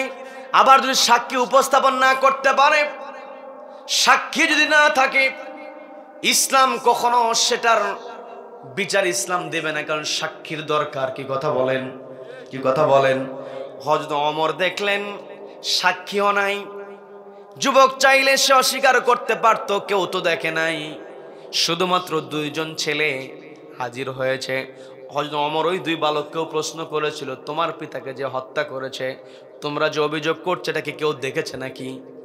বলে, হত্যা করতে দেখে নাই, কিন্তু জানতে পেরেছি আমরা। হযরত ওমর যখন দেখলেন সাক্ষী নাই, তারপরও যুবককে প্রশ্ন করার সঙ্গে সঙ্গে যুবক সত্য বলে দিয়েছে। হযরত ওমর একটু অবাক হলেন, অবাক হয়ে বলতেছেন, তুমি তো সত্য বলেছ, তোমার স্বীকারোক্তিমূলক জবানবন্দি তুমি দিয়েছ। এই স্বীকারোক্তিমূলক জবানবন্দি পাওয়ার পরে তোমার বিচার করাটা আমার জন্য সহজ, আমি এই মুহূর্তে রায়টা দিয়ে দিতে পারি। কিন্তু তুমি কেন হত্যা করেছো একটু জানতে চাই। যুবক বলতেছে, আমিরুল মুমিন, আমি হত্যা করেছি, এটা সত্য, কিন্তু এদের পিতাকে আমি হত্যা করতে চাই নাই। আমার হত্যা করার কোনো উদ্দেশ্য ছিল না। হত্যার উদ্দেশ্য নাই, অথচ হত্যা করেছ, এটা বুঝতে পারলাম না। বলতেছে, আমি মুসাফির মানুষ, দীর্ঘ পথ পাড়ি দিয়ে যাচ্ছিলাম। বিরক্ত হচ্ছেন নাকি? দীর্ঘ পথ দিয়ে যখন আমি যাচ্ছিলাম, আমার শরীরটা ক্লান্ত হয়ে গিয়েছে। ক্লান্ত শরীর, চোখের মধ্যে ঘুম ঘুম ভাব। আমি চিন্তা করলাম, আমার যাত্রাটাকে আর লম্বা করা যাবে না, একটু বিরতি দিতে হবে। যেহেতু আমার চোখে ঘুম, যে কোনো সময় দুর্ঘটনা ঘটে যেতে পারে, যার কারণে আমি আমার উট থেকে নেমে গেলাম। আমি ক্লান্ত শরীরটা যখন বিছানা বিছিয়ে দেওয়ার পরে আমার পিঠটা যখন ঠেকিয়ে দিয়েছি, আমার ক্লান্ত শরীর প্রচন্ড ঘুম চলে এসেছে, আমি ঘুমিয়ে পড়েছি। ঘুম থেকে জাগ্রত হওয়ার পরে লক্ষ্য করে দেখলাম, ঘুমানোর পূর্বে যেই জায়গাতে আমি আমার উটটাকে রেখেছিলাম, ওই জায়গাতে আমার উট নাই। আমার উটকে যখন নির্ধারিত জায়গা আমি পেলাম না, আমি চিন্তায় পড়ে গেলাম, বাকি পথ কেমন করে পাড়ি দেব, আমি কেমন করে যাব। আমি খুঁজতে লাগলাম, কোথায় উটটা হারিয়ে গেল। খুঁজতে খুঁজতে গিয়ে দেখি একটা জমির পাশে আমার উটটা মৃত অবস্থায় পড়ে আছে, রক্তাক্ত জখম। বুঝতে পারলাম কেউ হয়তো আমার উটটাকে আঘাত করেছে, রক্তাক্ত করেছে, জখম করে মেরে ফেলেছে। আমি খুঁজতে লাগলাম কে আমার উটটাকে হত্যা করলো। খুঁজতে খুঁজতে গিয়ে যখন জানতে পারলাম এদের পিতা আমার উটটাকে হত্যা করেছে, প্রশ্ন করলাম, কেন হত্যা করেছো? তোমার উট আমার ফসলের ক্ষেতের মধ্যে ঢুকে গিয়ে ফসলের ক্ষতি করেছে। বললাম, তোমার ফসলের ক্ষতি হয়েছে, তুমি আমার কাছ থেকে ফসলের ক্ষতিপূরণ দাবি করতে, কিন্তু তুমি তো তা না করে আমার উটটাকে হত্যা করেছো, কাজটা তুমি ঠিক করো নাই। তুমি কত কষ্ট দিয়েছো আমার উটকে, তুমি কত কষ্ট আমার উটকে দিয়েছো, না জানি কত যন্ত্রণায় ছটফট করেছে আমার উট। আমার উটের অনেক কষ্ট হয়েছে, তুমি কষ্ট দিয়েছো, যন্ত্রণায় ছটফট করেছে। কতটা নির্দয় হলে এইভাবে উটকে কষ্ট দেওয়া যায়, ব্যথা দেওয়া যায়। আমি যখন উটের মহাব্বতের কথা বলছিলাম, এই উটের মহাব্বতের কথা শোনার পরে ওই লোকটা আমার সঙ্গে একটু টিটকেরি করে বলতেছে, উটের জন্য আবার মায়া, প্রাণীর জন্য মায়া আছে না নাই? সবাইকে বলতে মায়া আছে না নাই? কোরবানির সময় দড়ি আদান প্রদান হয়, অর্থাৎ কোরবানি দাদা টাকা দিয়ে দেয়, আর যিনি গরুর মালিক তিনি দড়িটা আদান প্রদান করে। যখন টাকা নেয় মোটা বান্ডিল টাকার খুশি হওয়ার কথা, কিন্তু টাকা পেয়ে তার খুশি তার মনের মধ্যে আছে, কিন্তু চেহারার মধ্যে তো আমরা সেটা দেখতে পাই না। আমরা এমন দৃশ্য দেখি, গরুর দড়ি যখন হস্তান্তর করে, যতই তাকে টাকা দেওয়া হোক না কেন, ওই গরুর দড়ি দেওয়ার সময় ওই দীর্ঘদিন যিনি গরু পালন করেছে তার চোখের মধ্যে পানি থাকে। কথা বলেন ঠিক কিনা? গরুর প্রতি মায়া যত্ন সবারই আছে। ওই যুবক বলছে, আমি যখন গরুর প্রতি মায়া দেখিয়ে কথাটা বললাম, বলতেছে গরুর জন্য আবার এত মায়া, গরুর আবার ব্যথা। এই কথা যখন আমাকে বলা হলো, আমি আবার একটু উত্তেজিত হয়ে গেলাম। সামনে একটা পাথর খণ্ড ছিল, পাথর খণ্ডটা হাতে নিলাম। হাতে নিয়ে আমি চিন্তা করলাম, একে একটু ব্যথা বোঝানো দরকার। আমার টার্গেট হলো আস্তে করে একটু আঘাত করব, আঘাত করে বোঝাবো তোমাকে আঘাত করার কারণ তোমার যেমন ব্যথা লাগে আমার উটের তেমনই ব্যথা লেগেছে। এই টেন্ডেন্সি নিয়ে আমি আস্তে করে তাকে আঘাত করব, কিন্তু আমার দিকে সে তেড়ে এসেছে। আমার টেন্ডেন্সি ছিল আমার দিকে, যখন তেড়ে এসেছে তার তেড়ে আসার কারণে আঘাতটা আস্তে লাগে না, জোরে লেগে গিয়েছে। আর জোরে লাগার কারণে লোকটা সেখানে মারা গিয়েছে। আমিরুল মুমিন, আমার তো মেরে ফেলার কোনো টেন্ডেন্সি ছিল না, আমি মারতে চাই না, আমাকে কি মাফ করা যায়? হযরত ওমর বলছেন, আমাকে কেন, আমার কাছে কেন মাফ চাও? আমি এই চেয়ারে বসতে পারি, এই চেয়ারে বসে অপরাধের শোনার পরে আমি রায় দিতে পারি, কিন্তু কাকে ক্ষমা করতে হবে এই চেয়ারে বসে আমার ক্ষমা করার কোনো যোগ্যতা নাই। তোমাকে যদি ক্ষমা করতে পারে কেবল এই দুই ভাই ক্ষমা করতে পারে। বলেন আল্লাহু আকবার। দেশের খলিফা সর্বোচ্চ চেয়ারে বসে আছে, কিন্তু তার কত বড় বিনয়ী, কি কথা বলেন? হযরত ওমর যখন এই কথা বললেন, যুবক গিয়ে দুই ভাইয়ের কাছে ক্ষমা চেয়েছে। যুবক ক্ষমা চাওয়ার পরে দুই ভাই বলতেছে, পিতাকে হত্যা করেছো, কোনো প্রকার ক্ষমা হবে না, আমরা হত্যার বদলে হত্যা, কোরআনের বিধানের আলোকে এটার বিচার আমরা চাই। আমিরুল মুমিনিন, আমরা কোনো ক্ষমা করব না, আপনি আমাদেরকে বিচার দিয়ে দেন। হযরত ওমর বলতেছেন, ও যুবক, তুমি তো এদের পিতাকে বলেছিলে ফসলের ক্ষতিপূরণ, তুমি ফসলের ক্ষতিপূরণ দিয়ে দিতে। তোমার উটকে যখন মেরে ফেলা হয়েছে, তুমি যদি আমার কাছে অভিযোগ করতে, তোমার উটের পরিবর্তে তোমাকে একটা উট দিয়ে দিতাম, কিন্তু তুমি তো তা না করে উটের পরিবর্তে মানুষ হত্যা করেছ। আর আমার দেশের মধ্যে আইন নিজের হাতে উঠিয়ে নিয়ে যে হত্যাকাণ্ড বাস্তবায়িত করবে তার আর কোনো শাস্তি না, তার শাস্তি একটাই হলো, তাকে ফাঁসির কাস্টে ঝুলতে হবে। কাজেই তোমার এই অপরাধের কারণে তোমাকে ফাঁসির অর্ডার দিয়ে দেওয়া হলো। এই কথা বলার সঙ্গে সঙ্গে যুবক বলতেছে, আমিরুল মুমিনিন, আপনি আমার ফাঁসির অর্ডার দিয়েছেন, এই ফাঁসির অর্ডার আপনি দিয়েছেন, এটা আমি মেনে নিয়েছি, এই ফাঁসির অর্ডারে আমার কোনো আপত্তি নাই। বলেন আল্লাহু আকবার। যুবক সত্য বলল। ফাঁসির অর্ডার হওয়ার পরে সে বলতেছে, আমার আপত্তি নাই, তবে আমার একটা দাবি আছে। কি আছে? সবাই বলেন কি আছে? আমার একটা দাবি আছে। বলে কি দাবি? আগামী জুমার দিন পর্যন্ত আমাকে একটু আমার বাড়িতে যেতে দিতে হবে। হযরত ওমর বলছেন, তোমাকে বাড়িতে যেতে দিব, এর পরিবর্তে একজন জিম্মাদার তোমাকে নিয়োগ করতে হবে, কারণ তোমাকে ছেড়ে দেওয়ার পরে, তুমি বাড়িতে যাওয়ার পরে আর নাও আসতে পারো, আর তুমি যদি না আসো তাহলে এই দুই বালককে আমি কেমন করে বিচার দেব? চিন্তা করে দেখেন, শুধুমাত্র চেয়ারে বসে নিজের পিতার হত্যার বিচার করলে হবে না, জনগণের পিতার হত্যারও বিচার দিতে হবে। কথা বলেন ঠিক কিনা? সম্মানিত দিনী ভাইয়েরা, হযরত ওমর রাদিয়াল্লাহু তাআলা বলতেছেন, জিম্মাদার নিয়োগ করো। যুবক বলছে, আমিরুল মুমিনিন, আমি মুসাফির মানুষ, কেমন করে জিম্মাদার আমি নিয়োগ করব? কে আমার জিম্মাদারি গ্রহণ করবে? কোনো বন্ধু তো আমার এখানে নাই, তাহলে আমি পারবো না। তোমার পরিবারে যাওয়ার পরে, তোমার কাছের লোকদের সঙ্গে সাক্ষাৎ হওয়ার পরে তোমার মন ঘুরে যেতে পারে, তুমি এখানে নাও আসতে পারো। আর তুমি যদি না আসো, কিয়ামতের ময়দানে এই দুই বালক যদি আল্লাহর দরবারে অভিযোগ করে, আমি ওমর এক কদম সামনে যেতে পারবো না। বলেন আল্লাহু আকবার। যুবক বলছে, আমিরুল মুমিনিন, আপনি মনে করেছেন আমি আমার পরিবারের সদস্যদের কাছ থেকে বিদায় নেওয়ার জন্য বাড়িতে যেতে চেয়েছি? না না, আমি আমার ব্যক্তিগত কোনো স্বার্থে বাড়িতে যেতে চাই নাই। আমি বাড়িতে যেতে চেয়েছি, সেটা হলো আমার ভাইয়ের কিছু আমানত আমার কাছে গচ্ছিত আছে, পৃথিবীর কেউ জানে না। এই আমানতগুলো যদি আমি আমার ভাইকে বুঝিয়ে না দিয়ে এখানে মৃত্যুবরণ করি, তাহলে আমি তো আমানতের খেয়ানতকারী হয়ে যাব। আল্লাহু আকবার। আমরা শুনেছি নবীজির আমানতদারিতার কথা, কি কথা বলেন? নবীজি আমানতদার ছিলেন। ওই যুবক যখন আমানতদারিতার পরিচয় দিয়েছেন, হযরত ওমর বলতেছেন, এতক্ষণ তোমার কথাই বুঝেছি তুমি সত্যবাদী, কোনো প্রকার রিমান্ড ছাড়া, বল প্রয়োগ ছাড়া, ভয় দেখানো ছাড়া তুমি তোমার অপরাধ স্বীকার করে নিয়েছো, সত্য কথা বলেছো। এখন তুমি মৃত্যুদণ্ডের অর্ডার পরও তুমি আমানতদারিতার কথা বলো নাই, নিশ্চয় তুমি ভালো যুবক। কিন্তু দেখো, তোমার মনের যে কোনো সময় পরিবর্তন হয়ে যেতে পারে, তুমি তো নাও আসতে পারো। আমার বিচার প্রক্রিয়ার ক্ষেত্রে তোমার গুণ বিচার করে আমি তোমাকে ছাড়তে পারবো না। একজন জিম্মাদার তুমি নিয়োগ করতে পারলেই তোমাকে ছাড়া হবে। যুবক বলছে, আমার তো কেউ পরিচিত নাই। হযরত ওমর বলছে, কাউকে যদি জিম্মাদার নিয়োগ করতে না পারো, আমিও অনুমতি দিতে পারবো না। যুবক তখন চিন্তা করে দেখলাম, আমি তো মুসলমান, আমার সামনে যারা বসে আছে সবাই মুসলমান।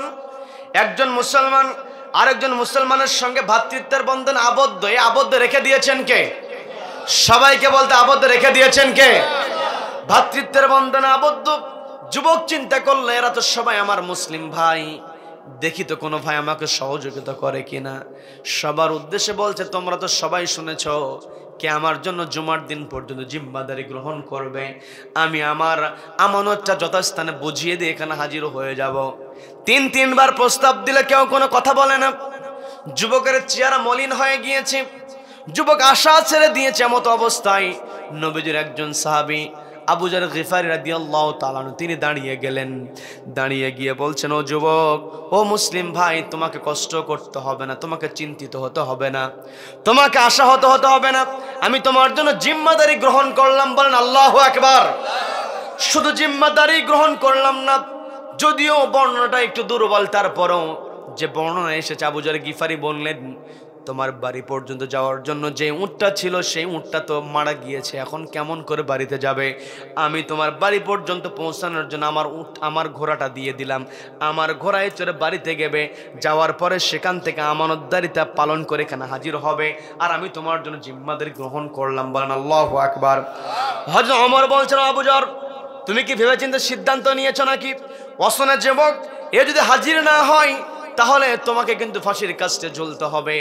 আবু যর গিফারি বলছে, আমি ভেবেচিন্তে সিদ্ধান্ত নিয়েছি, আমি সিদ্ধান্ত নিয়েছি বুঝে শুনে। হযরত ওমর বললেন, ও যুবক, তোমাকে আমি রুখসত দিয়ে দিলাম, প্যারোলে মুক্তি দিয়ে দিলাম। আগামী জুমার নামাজের পূর্বে তুমি হাজির হবে, আর জুমার নামাজ সম্পন্ন হওয়ার পরে উপস্থিত মানুষের সংখ্যা বেশি থাকবে, সেখানে আমি তোমার এই অপরাধের শাস্তি বাস্তবায়ন করব, তোমার মৃত্যুদণ্ড কার্যকর করব। আগামী জুমার দিনের পূর্বে তুমি হাজির হয়ে যাও। যুবক রওনা দিয়েছে। দিনের পর দিন যায়, একেবারে নির্ধারিত দিন জুমার দিন, জুমার নামাজের সময় হয়ে গিয়েছে। ওই দুই বালক হযরত ওমর রাদিয়াল্লাহু তাআলার সামনে এসে বলতেছেন, আমিরুল মুমিনিন, আমরা তো আপনার হাতে আসামি উঠিয়ে দিয়েছিলাম, আপনি আমাদের রায় দিয়েছেন, রায় বাস্তবায়ন করবেন আজকে জুমার নামাজের পরে। আমরা রায় বাস্তবায়ন করার জন্য হাজির হয়েছি, কিন্তু এখনো তো ওই যুবক হাজির হয় নাই। ওই যুবক হাজির হোক আর না হোক, আমার পিতার জানের পরিবর্তে আর একটা জান আমরা চাই। এই বিধানটা কোরআনের মধ্যে ঢুকিয়ে দিয়েছেন কে? সবাইকে বলবো, ঢুকিয়ে দিয়েছেন কে? হযরত ওমর রাদিয়াল্লাহু তাআলা আবু যর গিফারিকে বললেন, আবু যর গিফারি, আমি জানি তুমি হত্যা করো নাই, কিন্তু তুমি তো হত্যাকারীকে সহযোগিতা করেছো। من يشفع شفاعة حسنة يكن له نصيب منها ومن يشفع شفاعة سيئة يكن له كفل منها।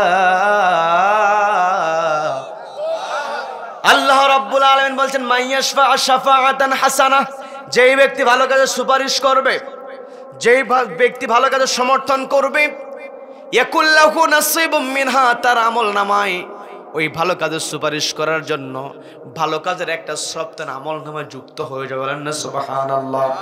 ওয়া মান ইয়াশফা শাফাআতান সাইয়্যাতান ইয়াকুল্লাহু কিফলুম মিনহা, যেই ব্যক্তি খারাপ কাজে সুপারিশ করবে, শাফাআতান সাইয়্যা ইয়াকুল্লাহু কিফলুম মিনহা, খারাপ কাজে সুপারিশ করবে, নিজে খারাপ কাজ না করলেও ওই খারাপ কাজের একটা গুনাহ তার আমলনামায় যুক্ত হবে। বলেন নাউযুবিল্লাহ।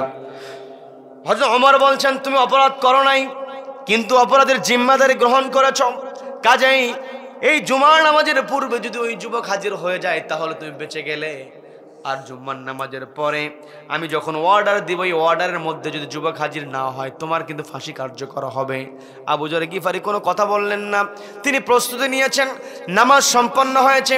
নামাজের পরে অনেকেই বলা বলি করতেছে কি অপরাধটা করে ফেললো আজকে, কি ভুলটা করে ফেললো, কি দরকার ছিল এমন ভুল করার, কি ভুলটাই আবু যর গিফারি করে চেনা নাই জানা নাই যুবকের জন্য জিম্মাদারি গ্রহণ করেছে।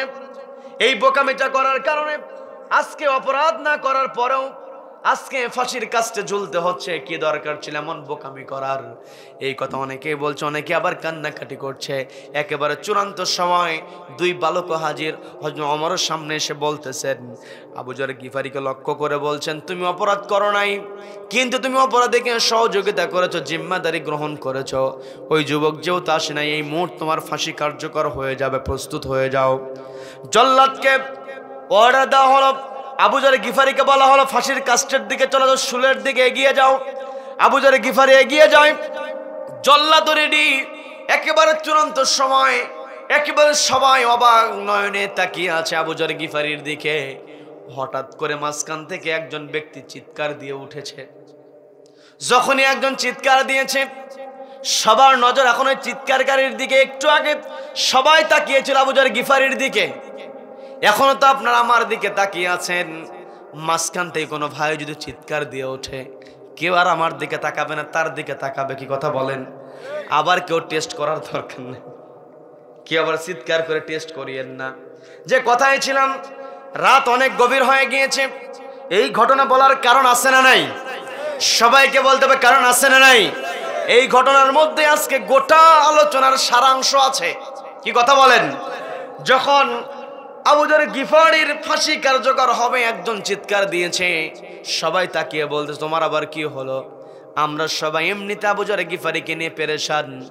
নিরপরাধ হওয়ার পরও অপরাধীর সহযোগী হওয়ার কারণে মৃত্যুর মুখে।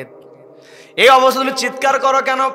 চিৎকারকারী জবাব দিয়ে বলতেছে, তোমরা তো সবাই আবু যর গিফারির দিকে তাকিয়ে আছো, কিন্তু আমি তো এখনো পথের দিকেই তাকিয়ে আছি। বলেন আল্লাহু আকবার।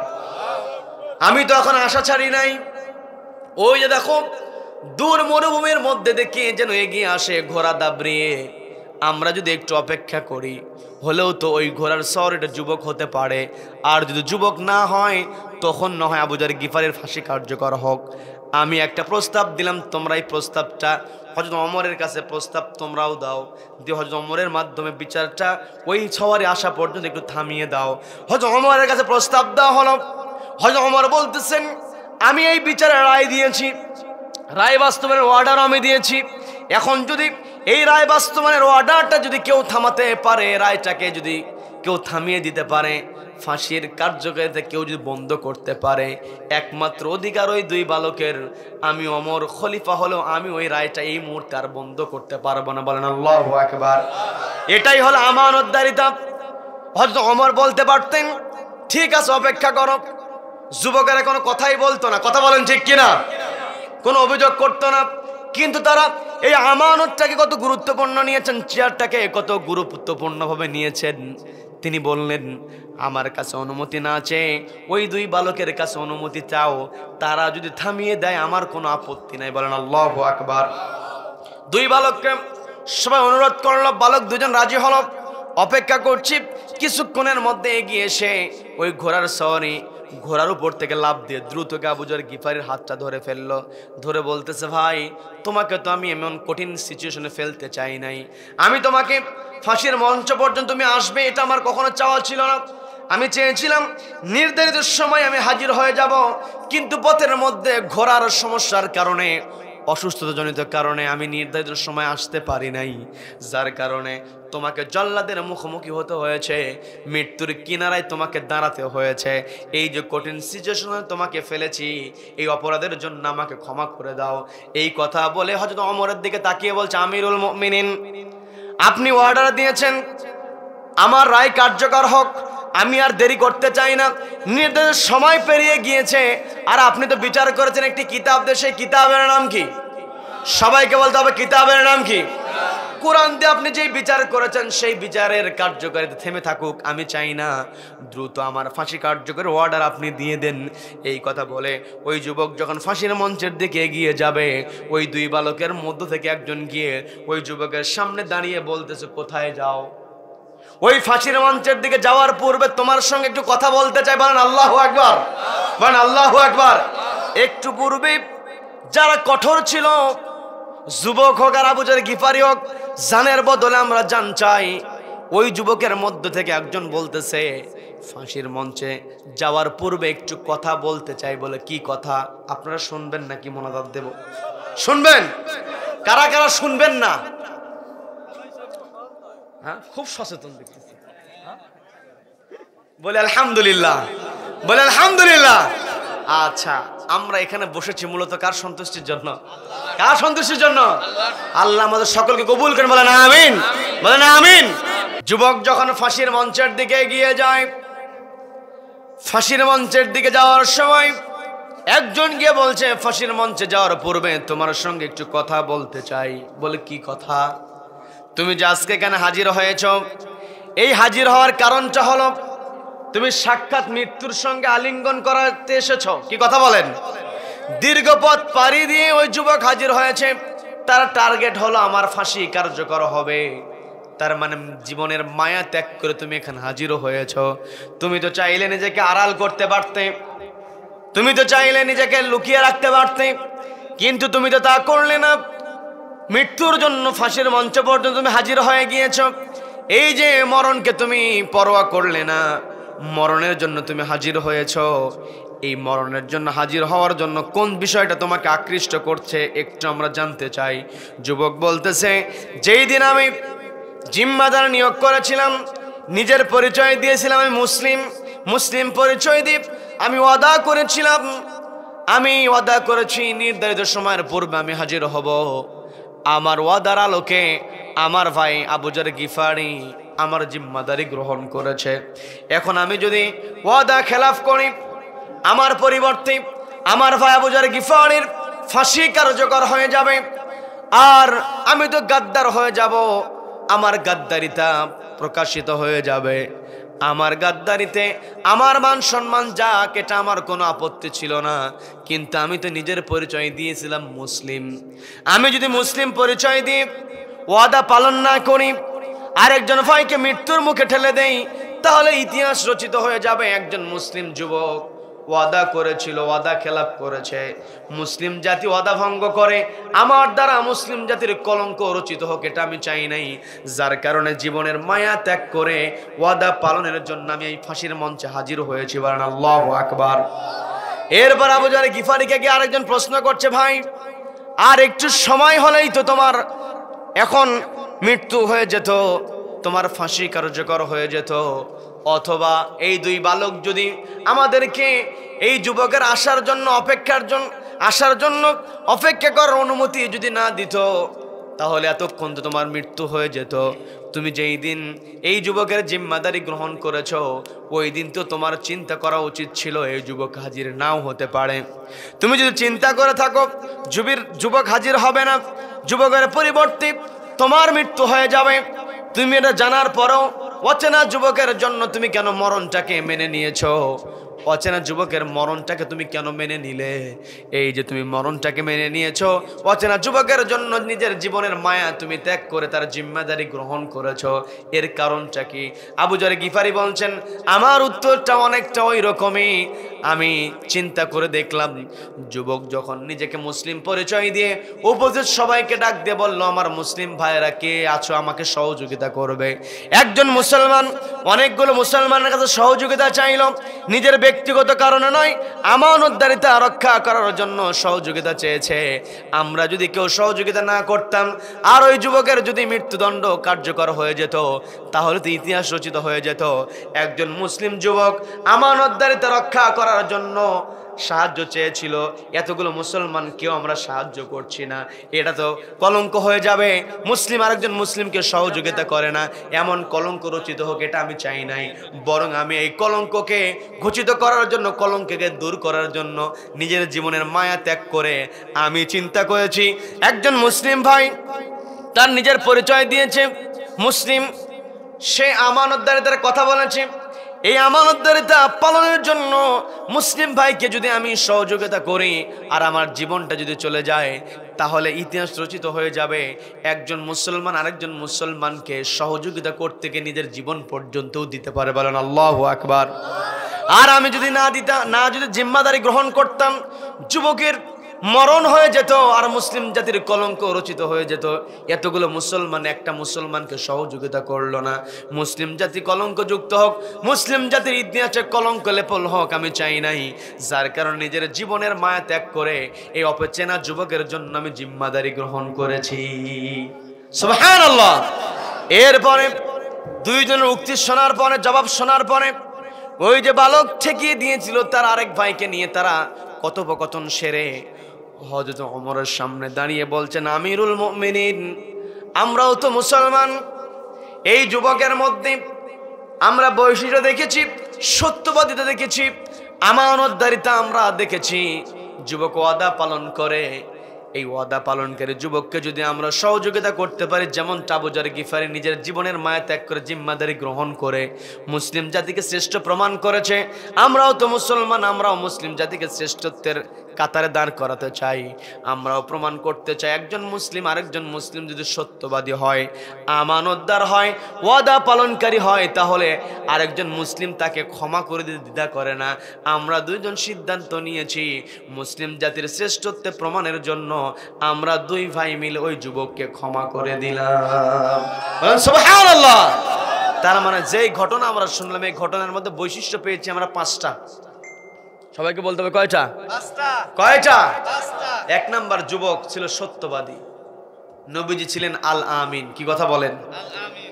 নবীজি ছিলেন আস-সাদিক। যুবক ছিল আমানতদার, নবীজিও ছিলেন আমানতদার, নবীজি ছিলেন সত্যবাদী, যুবকও ছিল সত্যবাদী। যুবক ছিল ওয়াদা পালনকারী। 3টা বৈশিষ্ট্য যুবকের। কয়টা বৈশিষ্ট্য? 3টা বৈশিষ্ট্য। আরেকটা বৈশিষ্ট্য আবু যর গিফারির, তিনি মুসলিম ভাইকে সহযোগিতা করেছেন নিজের জীবনের মায়া ত্যাগ করে। তার মানে আবু যর গিফারির মধ্যে বৈশিষ্ট্য ছিল তিনি ছিলেন সাহায্যকারী। তিনি কি ছিলেন? সাহায্যকারী। আর ওই যে দুই ভাই, তারা দৃষ্টান্ত স্থাপন করেছে ক্ষমাকারী। তারা প্রমাণ করেছে মুসলিম জাতি ক্ষমা করতে জানে। তার মানে মুসলমান হিসেবে আমাদের ক্ষমা করার গুণ থাকার দরকার আছে না নাই? তবে ক্ষমা তাকেই করতে হবে যেই ব্যক্তি অনুতপ্ত হবে। কি কথা বলেন? কি কথা বলেন? নিজে অপরাধ করে শর্ট করে ঢুকতে চাইবে, ওই লোকে কোনো ক্ষমা করা যাবে না। কথা বলেন ঠিক কিনা? দেশের মধ্যে ইসকনের উপরে ভর করে থেকে, ওই রিক্সাওয়ালাদের উপরে ভর করে, আবার থেকে কি করে কিস্তি দেওয়ার অফার দিয়া দেশের মধ্যে যারা বিশৃঙ্খলা করতে আসবে, এই বাংলার মুসলমান, এই বাংলাদেশি যে ধর্মেরই হোক না কেন, সবাই সচেতন হয়েছে এরা আর এই দেশের মধ্যে অশান্তি করতে পারবে না। কথা বলেন ঠিক কিনা?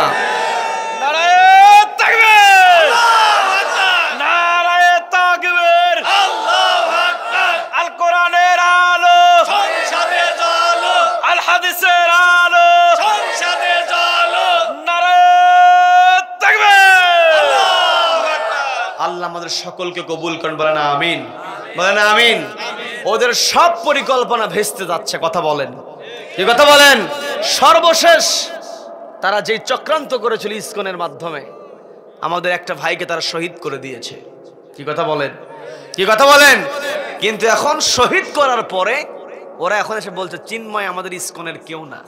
কি কথা বলেন? তোমরা প্রত্যেকটা জনসভায় চিন্ময়কে দিলে মুখপাত্র হিসেবে কথা বলার জন্য, কারণ ওর চাপার জোর আছে। কি কথা বলেন? কি কথা বলেন? কিন্তু চাপাবাজির সুযোগ আর বাংলার জমিনে নাই। কথা বলেন ঠিক কিনা?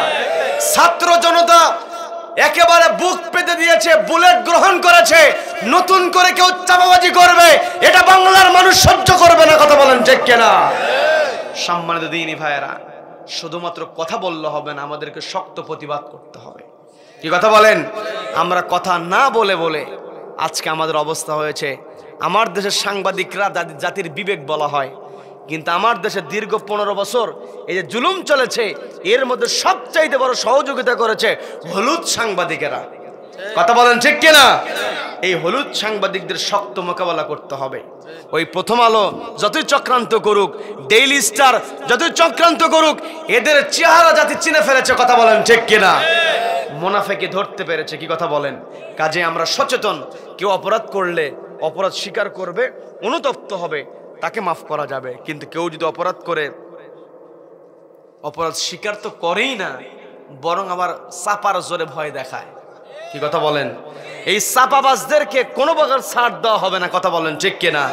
রব্বুল আলামিন আমাদেরকে ঐক্যবদ্ধভাবে সকল প্রকার ষড়যন্ত্র এবং সকল প্রকার দুর্নীতি এই দেশ থেকে দূর করার তৌফিক দান করুন, বলেন আমিন, বলেন আমিন। তার মানে আমরা আলোচনা শুরু করেছিলাম সফলতা জান্নাতে প্রবেশের মধ্যে, কি কথা বলেন, কি কথা বলেন? আল্লাহ বললেন অন্তরে আমার ভয় রাখো, ইত্তাকুল্লাহ ওয়াল তানজুর নাফসুম মা কদ্দামাত লিগাদ, আগামী দিনের জন্য কি জমা করছো এটা নিয়ে ভাবো। আমরা আগামী দিনের জন্য কি করছি এটা নিয়ে যদি ভাবতে যাই, ওই যদি চলতে চাই, তাহলে নবীজিকে আদর্শ হিসেবে মানতে হবে। আল্লাহ সূরা আহজাবের 21 নম্বর আয়াতে স্পষ্ট বলে দিলেন নবীজির আদর্শ। আজকে যেই ঘটনা শুনলাম এখানে 5টা যে বৈশিষ্ট্য সবগুলো নবীজির মধ্যে আছে, কথা বলেন ঠিক কিনা?